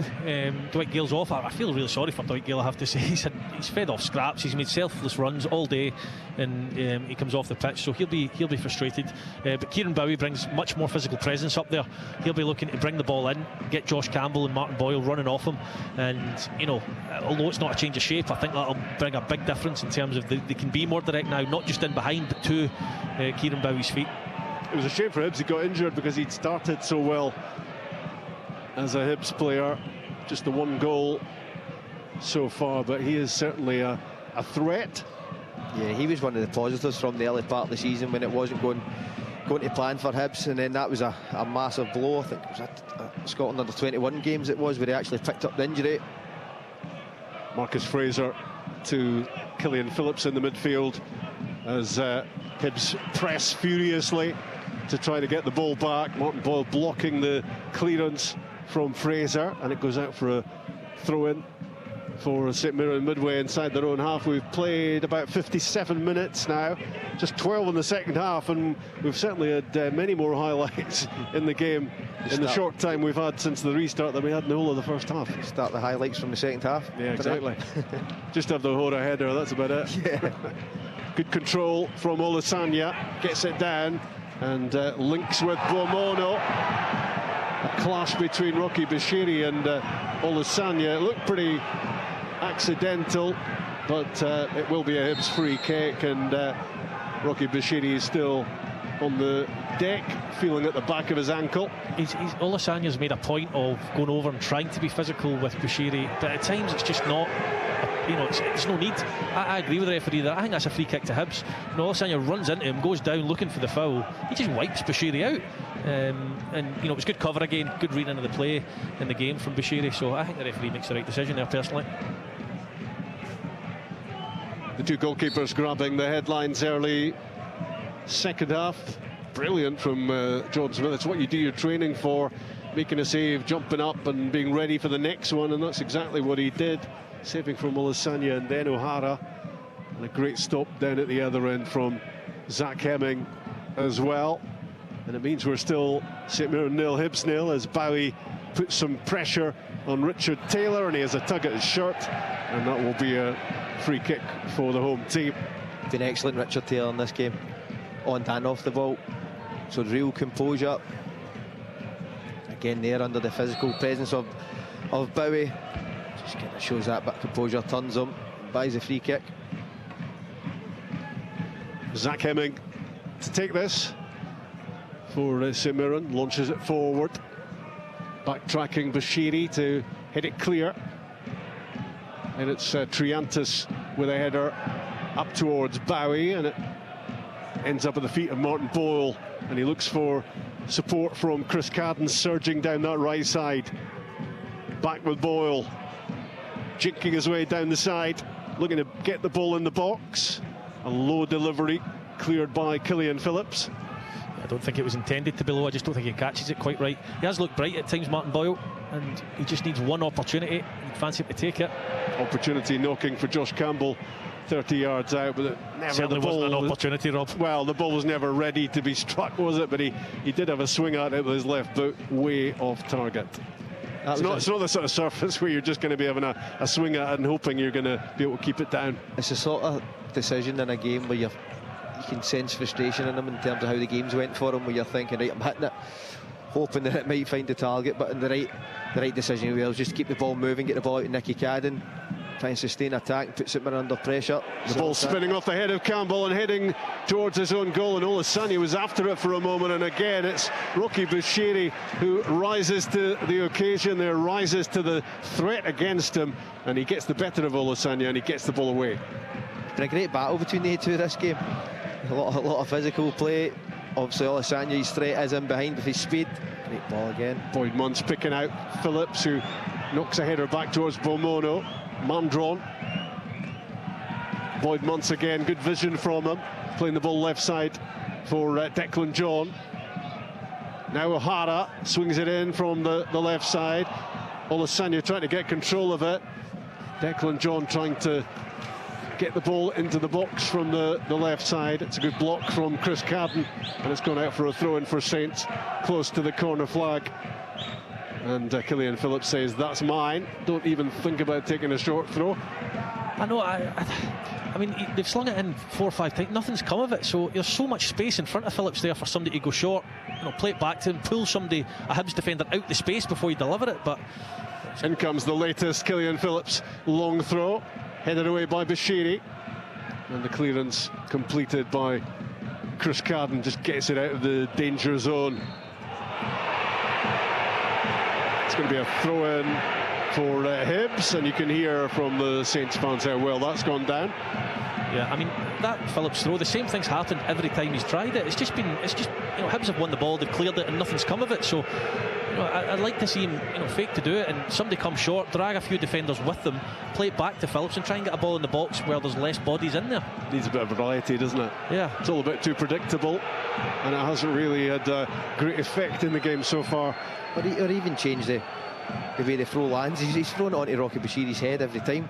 See if it's coming down, Rocky Bashiri can't get round the striker, he can take it to his thigh, he can help it on, but everyone's been a Rocky Bashiri ball. Back goes Jack Iredale. He thought about the header back to the goalkeeper. He thought better of it because he had Mandron and Olasanya very much around him, waiting for him to make a mistake. So he got rid of it instead. Hibs work it forward towards Martin Boyle out on the right side, and Gogic does well to pilot the ball out of play, and St Mirren have got the throw. It's still 0-0 in Paisley. We've played 62.5 minutes. Yeah, first thing Scott asked me when I arrived here today was what I thought the game would, how the game would play out. I says it's a stick-on draw, but I just hope we don't get a goalless one. 65 minutes in there, and it's goalless. I'm pretty sure Scott promised a goal fest, didn't he? No, I didn't. Actually, one would be a goal fest at the moment. It's 0-0, but it's certainly a better game second half, much more entertaining. And two goalkeepers making important saves so far. Josh Campbell flicks it forward towards Boyle. They might be in here, Martin Boyle. Out comes Hemming after a little slip by Richard Taylor, who couldn't deal with it that time. But it's a good recovery from Gogic. I think offsides, Kevin. Offsides must be through the roof today. There's been loads of them. A lot of them quite tight, but it just shows Martin Boyle and Olasanya, they both want to play right on the shoulder of the last defender and cause problems. Taylor misjudged at that time, but his buddy Gogic was there to bail him out. That's the one thing, obviously, from experience of playing with someone like Martin Boyle. You don't necessarily have to hit him. You can just help the ball into space, and he's let his space do the talking, as he has done on many occasions for Hibs. I just don't feel that a lot of his play today has been coming to the ball and then looking to try and create, whereas you want him running into the space. Hibs haven't quite managed to find that pass for him today. Zach Hemming hobbling out to the edge of the box to take this free kick. He's been in the works today. He's taken another kick on the knee, I think, and during that incident, and earlier on in the game, he collided with the frame of the goal as he was trying to pluck the ball out of the air, but he remains an important figure in the game. Big save from him earlier, just a couple of minutes after Jordan Smith had produced some heroics for Hibs, and it is Smith who plays it out to Iredale. Rocky Bashiri and on to Warren O'Hara on the right side of the defence. Poor pass straight at Taylor, and St Mirren are getting themselves forward. Boyd Muntz under pressure, lofts it forward. Kwon with a header, then Boyd Muntz to win it. Mark O'Hara is there, and the referee calls it back for a free kick. And again, the natives are getting a little bit restless around us, desperate to get 3 Premiership points. Yellow card flashed in the face of Alex Gogic. Yeah, that all comes from, you said Richard Taylor stepped in. I don't think it's necessarily a bad pass. Kieran Bowie's got to get in front of Richard Taylor, in my opinion, there, because you can see the defender looking up. He's going to pass it to him, and Richard Taylor just reads it before him. So Kieran Bowie, he's up there as a big physical unit, so he's got to give them an out ball on the ground. In that situation there, Rory, if he does show for that, he sucks Richard Taylor out. It gets laid back, and then it gives you the chance to then clip that ball into space for Martin Boyle. I think it was one of those as well, Scott, where the defender, you know, makes eye contact with Kieran Bowie. He looks down to pass it, and then Kieran Bowie disappears, so he looks up, and you know, it makes you look bad as well. You're looking, going, you know, you should be shown for that. Yeah. Well, there were 4 goals at Tynecastle earlier. It sounded like there could have been 14 goals in that game in terms of chances. Not so many penalty box moments in this one, and still 0-0 between St Mirren and Hibs in the last Premiership game of the weekend. Nicely taken in by Josh Campbell, chesting it down, firing it forward. Kieran Bowie's after it, and stumbling Gogic and falling was Gogic, and the free kick is going to go his way, but he's doing a fair bit of verbals, and he'll have to watch himself. Having a little word with him is Ross Hardy, the referee.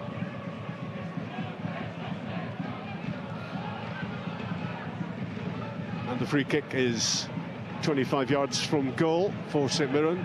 Zach Hemming to take it. We're in the 67th minute on BBC Radio Scotland. St Mirren 0, Hibs 0. And all the way through to Jordan Smith at the other end. Out to Iredale. And Jack Iredale plays a pretty aimless ball down the left-hand side, and it's followed by a sliced attempt down the line from Marcus Fraser. Iredale booms the throw forward. Boyd Muntz flicks it up towards halfway. Triantis is there. Given away, intercepted, possession being handed back and forward, but now the driving run from Mark O'Hara, then he overruns it, and Jack Iredale intercepting. Don't think the last 3 or 4 minutes is going to win any football awards. Not really the beautiful game. Triantis has really struggled with the conditions today. Great ball. Taylor curls one in behind Iredale for Mikael Mandron. On his left foot, clipped across goal. Olasanya trying to get on the end of it. The diving header away by O'Hara. The two of them were on the floor there, and Olasanya's that came in, just trying to make contact with the studs with the ball. Stab Great it. effort. Richard Hale's been the best passer of the football on the pitch today. Centre-back. And here he is cutting inside, showing some fancy footwork. It fizzles out for St Mirren, and now Hibs look to pray. Oh, that's a foul. Taken out was Kieran Bowie by Marcus Fraser on halfway, and that's yellow for the St Mirren defender. Yeah, I said earlier, if you're going to body check someone, and you know you can't make it so obvious and move out your way to block them, it's a stick on booking. It's intentional, and I do not know what Marcus Fraser's complaining about. It's maybe not a bad one in the end, though, Rory, because it was a cute ball inside from Josh Campbell. And Hibs were away if it got in behind Marcus Fraser, so maybe not a bad one at this moment in time. Don't think he fancied the foot race, Marcus Stewart. No, absolutely not. Hibs are going to make a change. I think it's going to be Alassana Mane, the Gambian international, who's going to be coming on. They've been trying to get him fit and sharp and up to speed.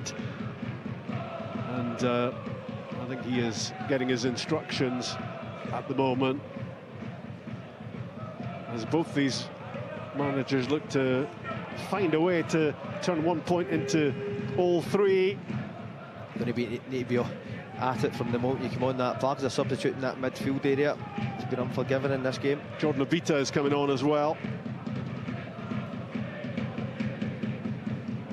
Those changes will be confirmed in a moment. All the players taking on some fluid at the moment, and taking on some instructions as well, because both these teams are able to make a significant move in the Premiership if they can get maximum points. Jack Iredale will be replaced by Jordan Obita, and it's Kwon who's being withdrawn. And the Hibs fans are going to see Alassana on the pitch. So double change. Would you make a Kwon, Rory? Obviously seen him here last season. not really managed to catch fire at Hibs yet. Yeah, he's big, he's physical, he's a strong runner, and he's mobile, gets about the pitch for a big guy. But I think at times, if you're going to be Celtic quality, Scott, yourself, I think you need to show a little bit more on the ball. I just don't know if he's got the finesse to compete at a club like Celtic. But he's done well enough at Hibs without pulling up any trees. Yeah, I would agree. I think today's like today. You want to see him be the guy who orchestrates a lot of the attacking play from Hibs. Haven't really seen it since a lot of the time. Obviously, getting up on second balls and heading it most of the game. So maybe expect a wee bit more quality, as you said, on the ball. Obita's throw down the line. Back it comes from Gogic, controlled on the chest of Olusanya. Phillips taken out. Well, it hasn't taken Alusana long to have an impact off the bench. Yellow carded within seconds of coming on for a late one on Phillips. That's himself and Triantis on a booking now. As much as I 100% agree with Scott, I don't think Con needs to dictate the game more. I do think he's slightly unlucky to be taken off ahead of Triantis, especially with Triantis on a booking. So they both get bookings in there now. So need to be careful now. Mark O'Hara to take this free kick for St Mirren. Can he get this in a good place from the right hand side? O'Hara curls it in beyond the back post, flicked off a Hibs head, and it's going to be a corner kick for Saints. Good ball that. Struggled to get it off the deck at times with his deliveries, Mark O'Hara, from open play, so that was a good one. And he's got another delivery coming up from the corner kick on the left hand side. 72 minutes gone in Paisley, and we're still looking at a blank score sheet. Taken short, O'Hara lofts it back post, far too much air on it, and it drops harmlessly high and wide. That's poor from Mark O'Hara in a game like this where nothing kind of separates you. The set pieces are so important. He's so much better than that, isn't he? Change for side, show your appreciation for playing midfield number 20. End of the match for Olusanya for St Mirren. Jonah Ayunga is going to replace him up top. And Greg Kiltie is being introduced as well. And it's going to be Mark O'Hara who gives way at this stage. And Marcus Fraser will have the captain's armband. I'm not surprised Olasanya's come off. I know he's scored a lot of goals, but I just don't think that ball in behind has been productive enough. He had one opportunity in behind to score. It was a good save. I think we might see St Mirren be a little bit more direct now in the last 20 minutes of the game, 15-20 minutes of the game, with Ayunga and Mandaron up top. I am, however, surprised O'Hara's come off. I think he's played poor delivery there. I think he's played relatively well in there. Yeah, the ball coming off the head of Josh Campbell, spinning in the wrong direction. Hooked forward, better touch this time from Campbell, and he's bundled over by Boyd Munson. He wins the free kick. He's done well there. Yeah, he managed to put his body between the ball and the guy. Takes the contact, goes down. Good area for Hibs. Left side of the pitch, midway inside the St Mirren half. Nicky Cadden is over it. Martin Boyle is there as well. Hibs looking to keep this incredible run going. Nicky Cadden curls one in beyond the back post. Shout for a penalty, and it's given. I think it was Warren O'Hara's header which hit a St Mirren hand, and Ross Hardy immediately pointing to the spot. Killian Phillips, I think, Rob. Set pieces, especially in games like that, win or loss on them. One thing I would say is when the header takes place, there is I need to say it again, we've seen it once live, but there is distance between the two players. It's not as if it's been headed directly onto his arm.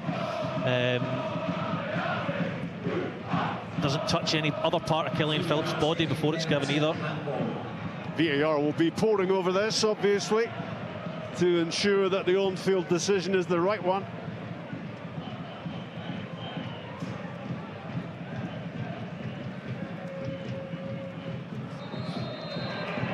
Yeah, he's going to come and have a look at that. I think it's hit him in the face rather than the hand or the arm. So I think this decision's going to be wiped out. Yeah, I can see gentleman next to me has got a screen up, Rob, and it hits him flush in the face. I mean, he's barely even looked at that, the referee. That's not a penalty, I don't think, unless the rules have changed. And there's the reaction from the St Mirren supporters to the fact that it will not be a penalty.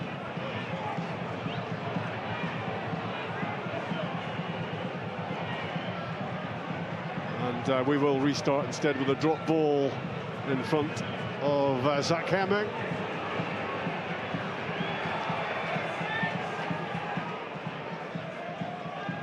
Downfield from the St Mirren goalkeeper. Ayunga trying to get on the end of it, and Kilty, the two subs. Hibs clear it, and Taylor looks to get it down, but loses possession. He's on the outside. Bowie, fired in by Nicky Cadden, and it bounces behind off Bowie.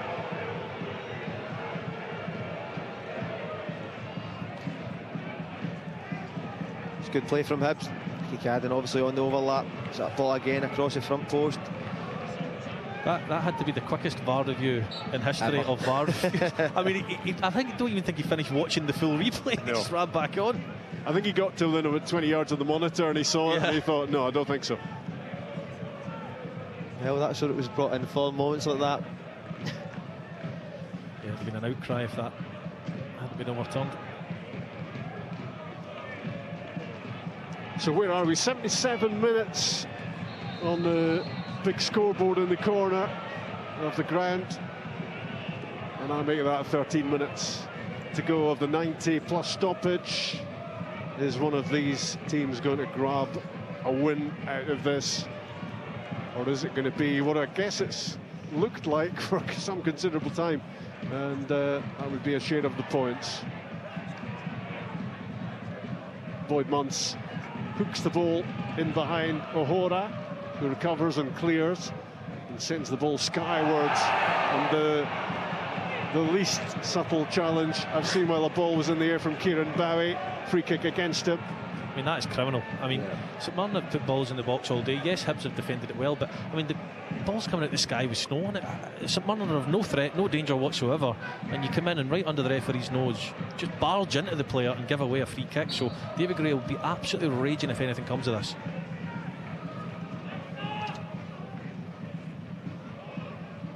The free kick out on the left side, in it comes. Well, he was having to reach behind him there, Richard Taylor, to try to get his head on that. Hibs get it clear, back from Bumono, and Rocky Bashiri clearing up towards Kieran Bowie. Forward from Declan John. Two big lads up top at the moment now for St Mirren, with Ayunga alongside Mandron. Can St Mirren give them the supply thereafter? Shot blocked for St Mirren. Hibs looking to counter. Down goes Kieran Bowie. No free kick. And St Mirren could have a chance here, but it's great defending again. He has been a standout at the back for Hibs, and Rocky Bashiri gets the job done again. Tell you what, if he catches him quite high up, his leg looks straight. To me, it's a bad challenge that from Ayunga. He could really hurt Rocky Bashiri there. That's twice where he's not managed to control the ball. Actually led to that, Rory. He's got to take the ball in there. It's Mandron, sorry. Is it Mandron? Yeah, he's got to take the ball in. It's a great area for St Mirren. Maybe get a shot away. Again, Rocky Bashiri sensing danger first to it. I've just seen that the penalty claim and the decision turnaround. It's a bit of an embarrassing one for the officials, really, that was seen as a penalty first time around. I just assumed it had hit his arm in some capacity, and the question would be whether it met the standards of the law for it to be a penalty. I never thought for a second it would have hit his face.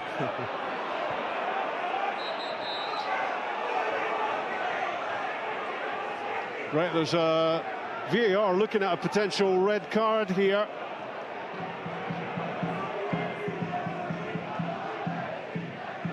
And Ross Hardy will be delaying things for a moment while these pictures are looked at.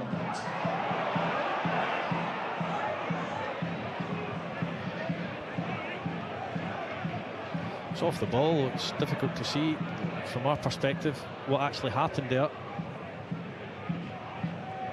Accidental contact, so more drama in terms of what VAR are looking at, but nothing to get too concerned about. We move on into the final 10 minutes in Paisley. St Mirren 0, Hibs 0, BBC Radio Scotland.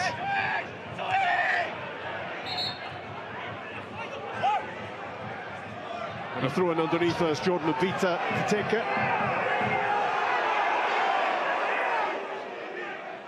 Headed away by Gogic. It's a match both these teams want to win, but neither fancies losing it. And it could get a little bit twitchy late on here. Again, it's going to be Obita with the throw in this time. Midway inside St Mirren territory. Well, laid off by Kieran Bowie. That was some layoff. It was absolutely hammered at Nicky Carden, who had no chance of controlling it on the touchline. He looks a little bit rusty. I mean, it's not been a game of great quality. However, the defending in the game has been top-notch. So it'd be unfair to put a blanket statement over every player on the pitch, because it's been the top end of the pitch. It's going to boil over here. Yellow card for Ayunga for, well, allegedly leaving something on Rocky Bashiri. I think we heard his yelp from here as he claimed he was caught as he cleared the ball. Certainly made the most of it. I think the St Mirren fans have got another version of made the most of it. It was a foul, but I'm not quite sure it, merited a yellow card, but he got one. I think for me the quality in the game has been the defending. Yeah. As you say, Rory, I think on the ball both sides, and in the key moments where it really matters, whether it's taking care of a 5-yard pass, or like you said, into Kieran Bowie there, where he just has to once take the ball in and a nice set pass out to his winger and he rifles it at him. That has been the story of the game, and the actions in terms of 5 and 10 yard passes which might get your team half a chance, they haven't took care, and that's why the game's been how it's been, and the star performers have been the defenders. Off comes Caelan Boyd-Mance, on comes Oisin Smith for St Mirren. A change in the middle of the midfield as the ball is launched forward and headed away by Marcus Fraser. Then a header for Gogic up towards Kiltie. Fired down the middle, Killian Phillips is after it, back goes Bashiri. Got there in the nick of time, offside anyway. I mean, my understanding of the offside is if it's close, then you let it play. I mean, that's 5-6 yards offside, and it's been that way a couple of times in this game. Just get your flag up if there's absolutely no doubt. Myself, you, Rob, and Scott are sitting along the line. He's 5 yards offside there. Just get your flag up. Not what you would call marginal, that one. No. Left side for Hibs, Obita fires it forward, looking for Boyle, headed away by Fraser. Up goes Phillips. And he's going to go. It's going to be a second yellow card and a red here for the Hibs substitute, Alasana. Well, it's turning into a nightmare for him. He was booked within seconds of coming off the bench, and now it's a second yellow, and Hibs are down to 10 men. Yeah, and this certainly won't go to review because it's a second yellow.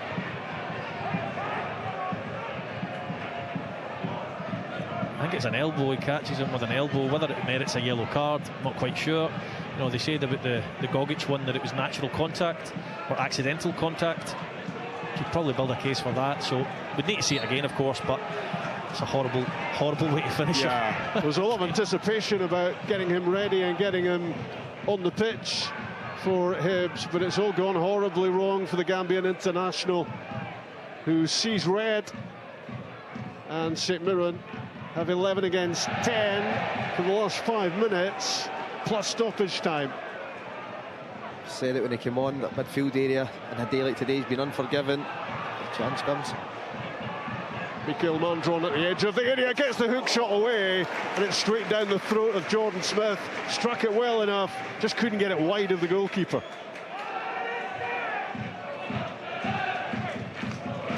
Well, St Mirren will sense an opportunity here to make the numbers work in the closing minutes and see if they can find a winning goal.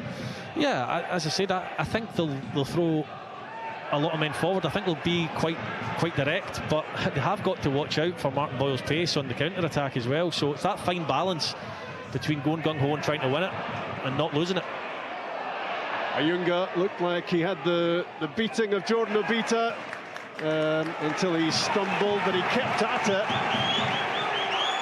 And you can hear the St Mirren fans looking to push their team towards a winning goal here late on in Paisley.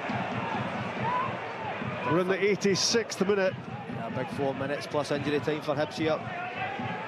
Defended well the whole game. Going to be asked some questions now. Oisin Smith plays it into the box. Off the ball, down went Kiltie. Kiltie just tucked in behind the front two of Mandron and Ayunga. Plenty of firepower, St Mirren, if they can create something in these closing stages. Jordan Smith unloads it down the pitch towards Kieran Bowie. In goes Fraser. Phillips on halfway. Strong enough, holds off the challenge of Campbell. Fires it down the line. Elvis Buomono after it.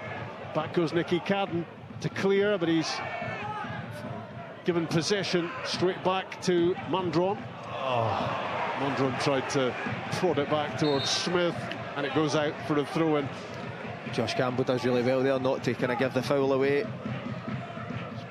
Makes the St Mirren player have to make a decision.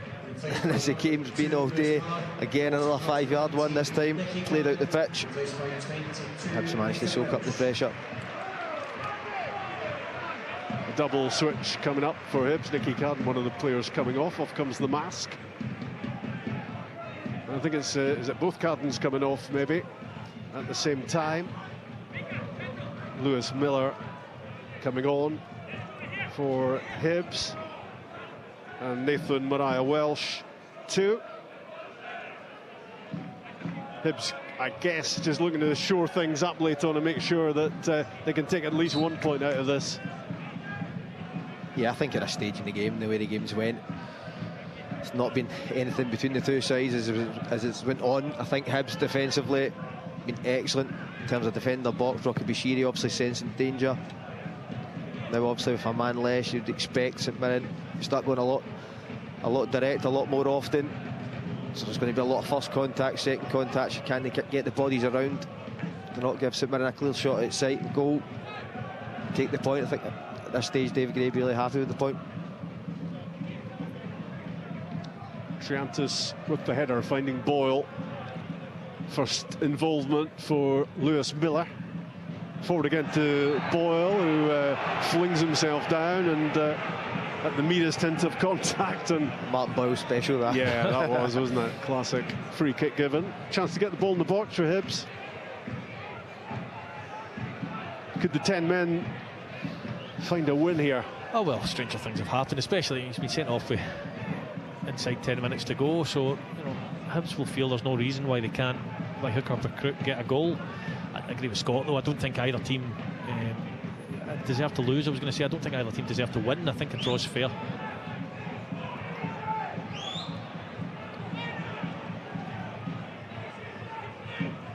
It's not going to be a match that's going to live long in the memory, I don't think, this one really, to be honest. Swipe delete. But it could be special for Hibs if they can find a winner. Free kick out on the right-hand side. Martin Boyle floats it in, lots of air on it. St Mirren get it away as far as Josh Campbell, but the game's going to be stopped. Hibs have a player down, and another interruption. Yeah, it's just been so bitty and scrappy in the last little while, because there have been, you know, spells in the game where it's been relatively enjoyable, but overall. When was that? Well, when was that? Well, the first half an hour I'll stand by. I did think St Mirren played some good stuff, but the final third from both sides has been really, really lacking. But I think it is important to point out that the defensive displays from both sides has been good, because they've been put under a bit of pressure at times. Rocky Bashiri's been the best I've seen him, as far as I can remember anyway. Gogic has been good. Taylor's been a standout, so it's have been good performances. Deflection on the shot from Campbell. Might be a chance here for Hibs. Boyle on the byline, late on, back onto his left foot and sliced it across goal, still alive for Hibs. Obita swings in the cross. St Mirren scramble it away. Nice touch from Triantis to Miller. Now heading back the way Hibs. And a back pass that had just enough on it to find Jordan Smith. His clearance wasn't convincing either, but it's going to be offside. This kind of sums up the game as a whole. You know, we have a chance here. The ball comes out the sky, as it has done a number of times. Just kind of hits off Ayunga, and they're onto an offside position. Well, you'll be pleased, Rory, you're getting an extra 5 minutes at the end. You've enjoyed it so much. Putting words in my mouth slightly there. I wouldn't say I've enjoyed it so much, Rob, but you know, I do think there have been some strong defensive displays, and yet, never know. Still got 4 minutes left. We might get a goal from somewhere. I love your optimistic outlook. I really do. Being replaced for number 19, Owen Aseni. St Mirren making a late change. Off goes Mikael Mandron.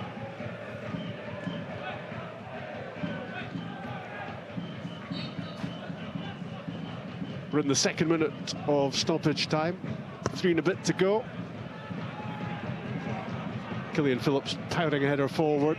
O'Hora looking to deal with it. Now Obita hooks it forward. Oisin Smith is there in the midfield.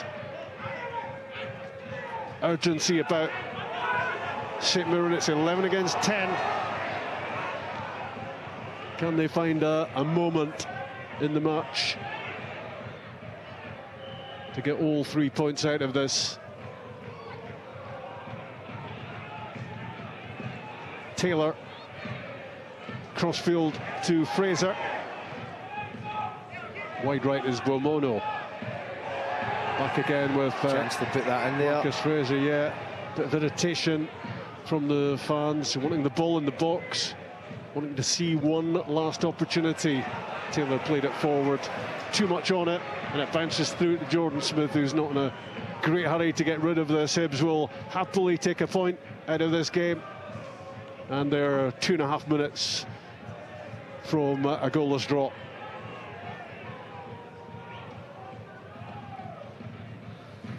Switched that back four, Hibs, just to get an extra man in midfield, I think. Triantis running into trouble, but he manages to recover. He's got to recognise the time in the game to make that decision there. Put into the corner, allows his team to get up the park. Relieve a bit of pressure. It's just all breaking down for St Mirren at the moment when they work the ball into the final third. Lack of composure, lack of quality.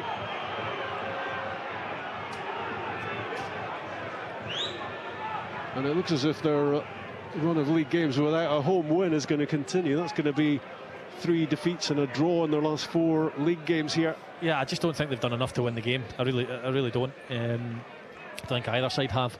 In the final third, it's been really quite it's been remarkably poor from both sides. Even the players with real quality. Martin Boyle at times has got to the byline, and his crossing and his passing hasn't been great.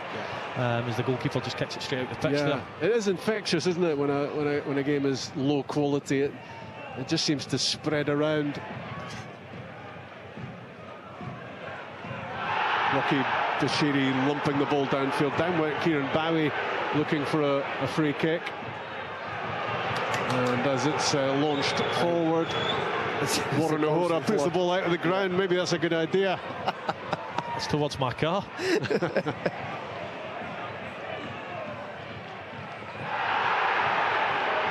4 minutes added to the 90. St Mirren 0, Hibs 0. Bodies tumbling all over the shop. Play goes on. Oseni with the cross ball, took a deflection. Bomono almost had a chance. Rocky Bashiri tried to clear it. It just cannoned off Bomono and went behind for the goal kick. Bomono's too busy appealing for a handball, and the ball lands at his feet, and he's got his hand in the air. Takes a heavy touch, and it goes out the pitch. Martin Boyle goes in the book now for remonstrating as well.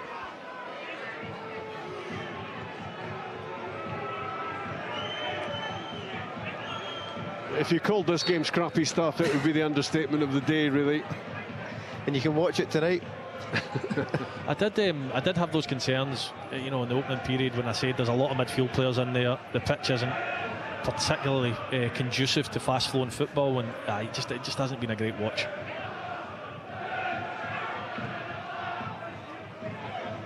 Bowie for Hibs, holds it up, looks to plough his way forward. St Mirren win it back. Still they have this one-man advantage, but they haven't really been able to turn it into anything tangible in the closing stages. Ross Hardy blows the final whistle. Not a classic, but it's a point for St Mirren, which takes them 3 places forward in the table. It takes them above Hearts and Motherwell and Kilmarnock. 31 points now for St Mirren, 34 for Hibs, who still are 3 behind Dundee United in the 4th spot in the table. A distinct lack of quality in this game. There were some moments. The second half started brightly in terms of action inside the penalty boxes. Both goalkeepers grabbing headlines. Firstly, it was Jordan Smith with a fantastic double save. Firstly, to deny Olustanya, an even better stop to keep out Mark O'Hara. And then at the other end, Zach Hemming scrambled across to his left to save from Chris Cadden. There was a big chance in the first half for Warren O'Hara with a header which he should have put in the back of the net rather than knock wide of target. But this terrific run for Hibs continues. It's not a bad point in Paisley, especially when they finished with 10 men, but the frustration, I guess, continues for St Mirren. Even though they do move up a few places in the Premiership table, they really need to start finding some league wins to make serious progress. Final score in Paisley, St Mirren 0, Hibs 0.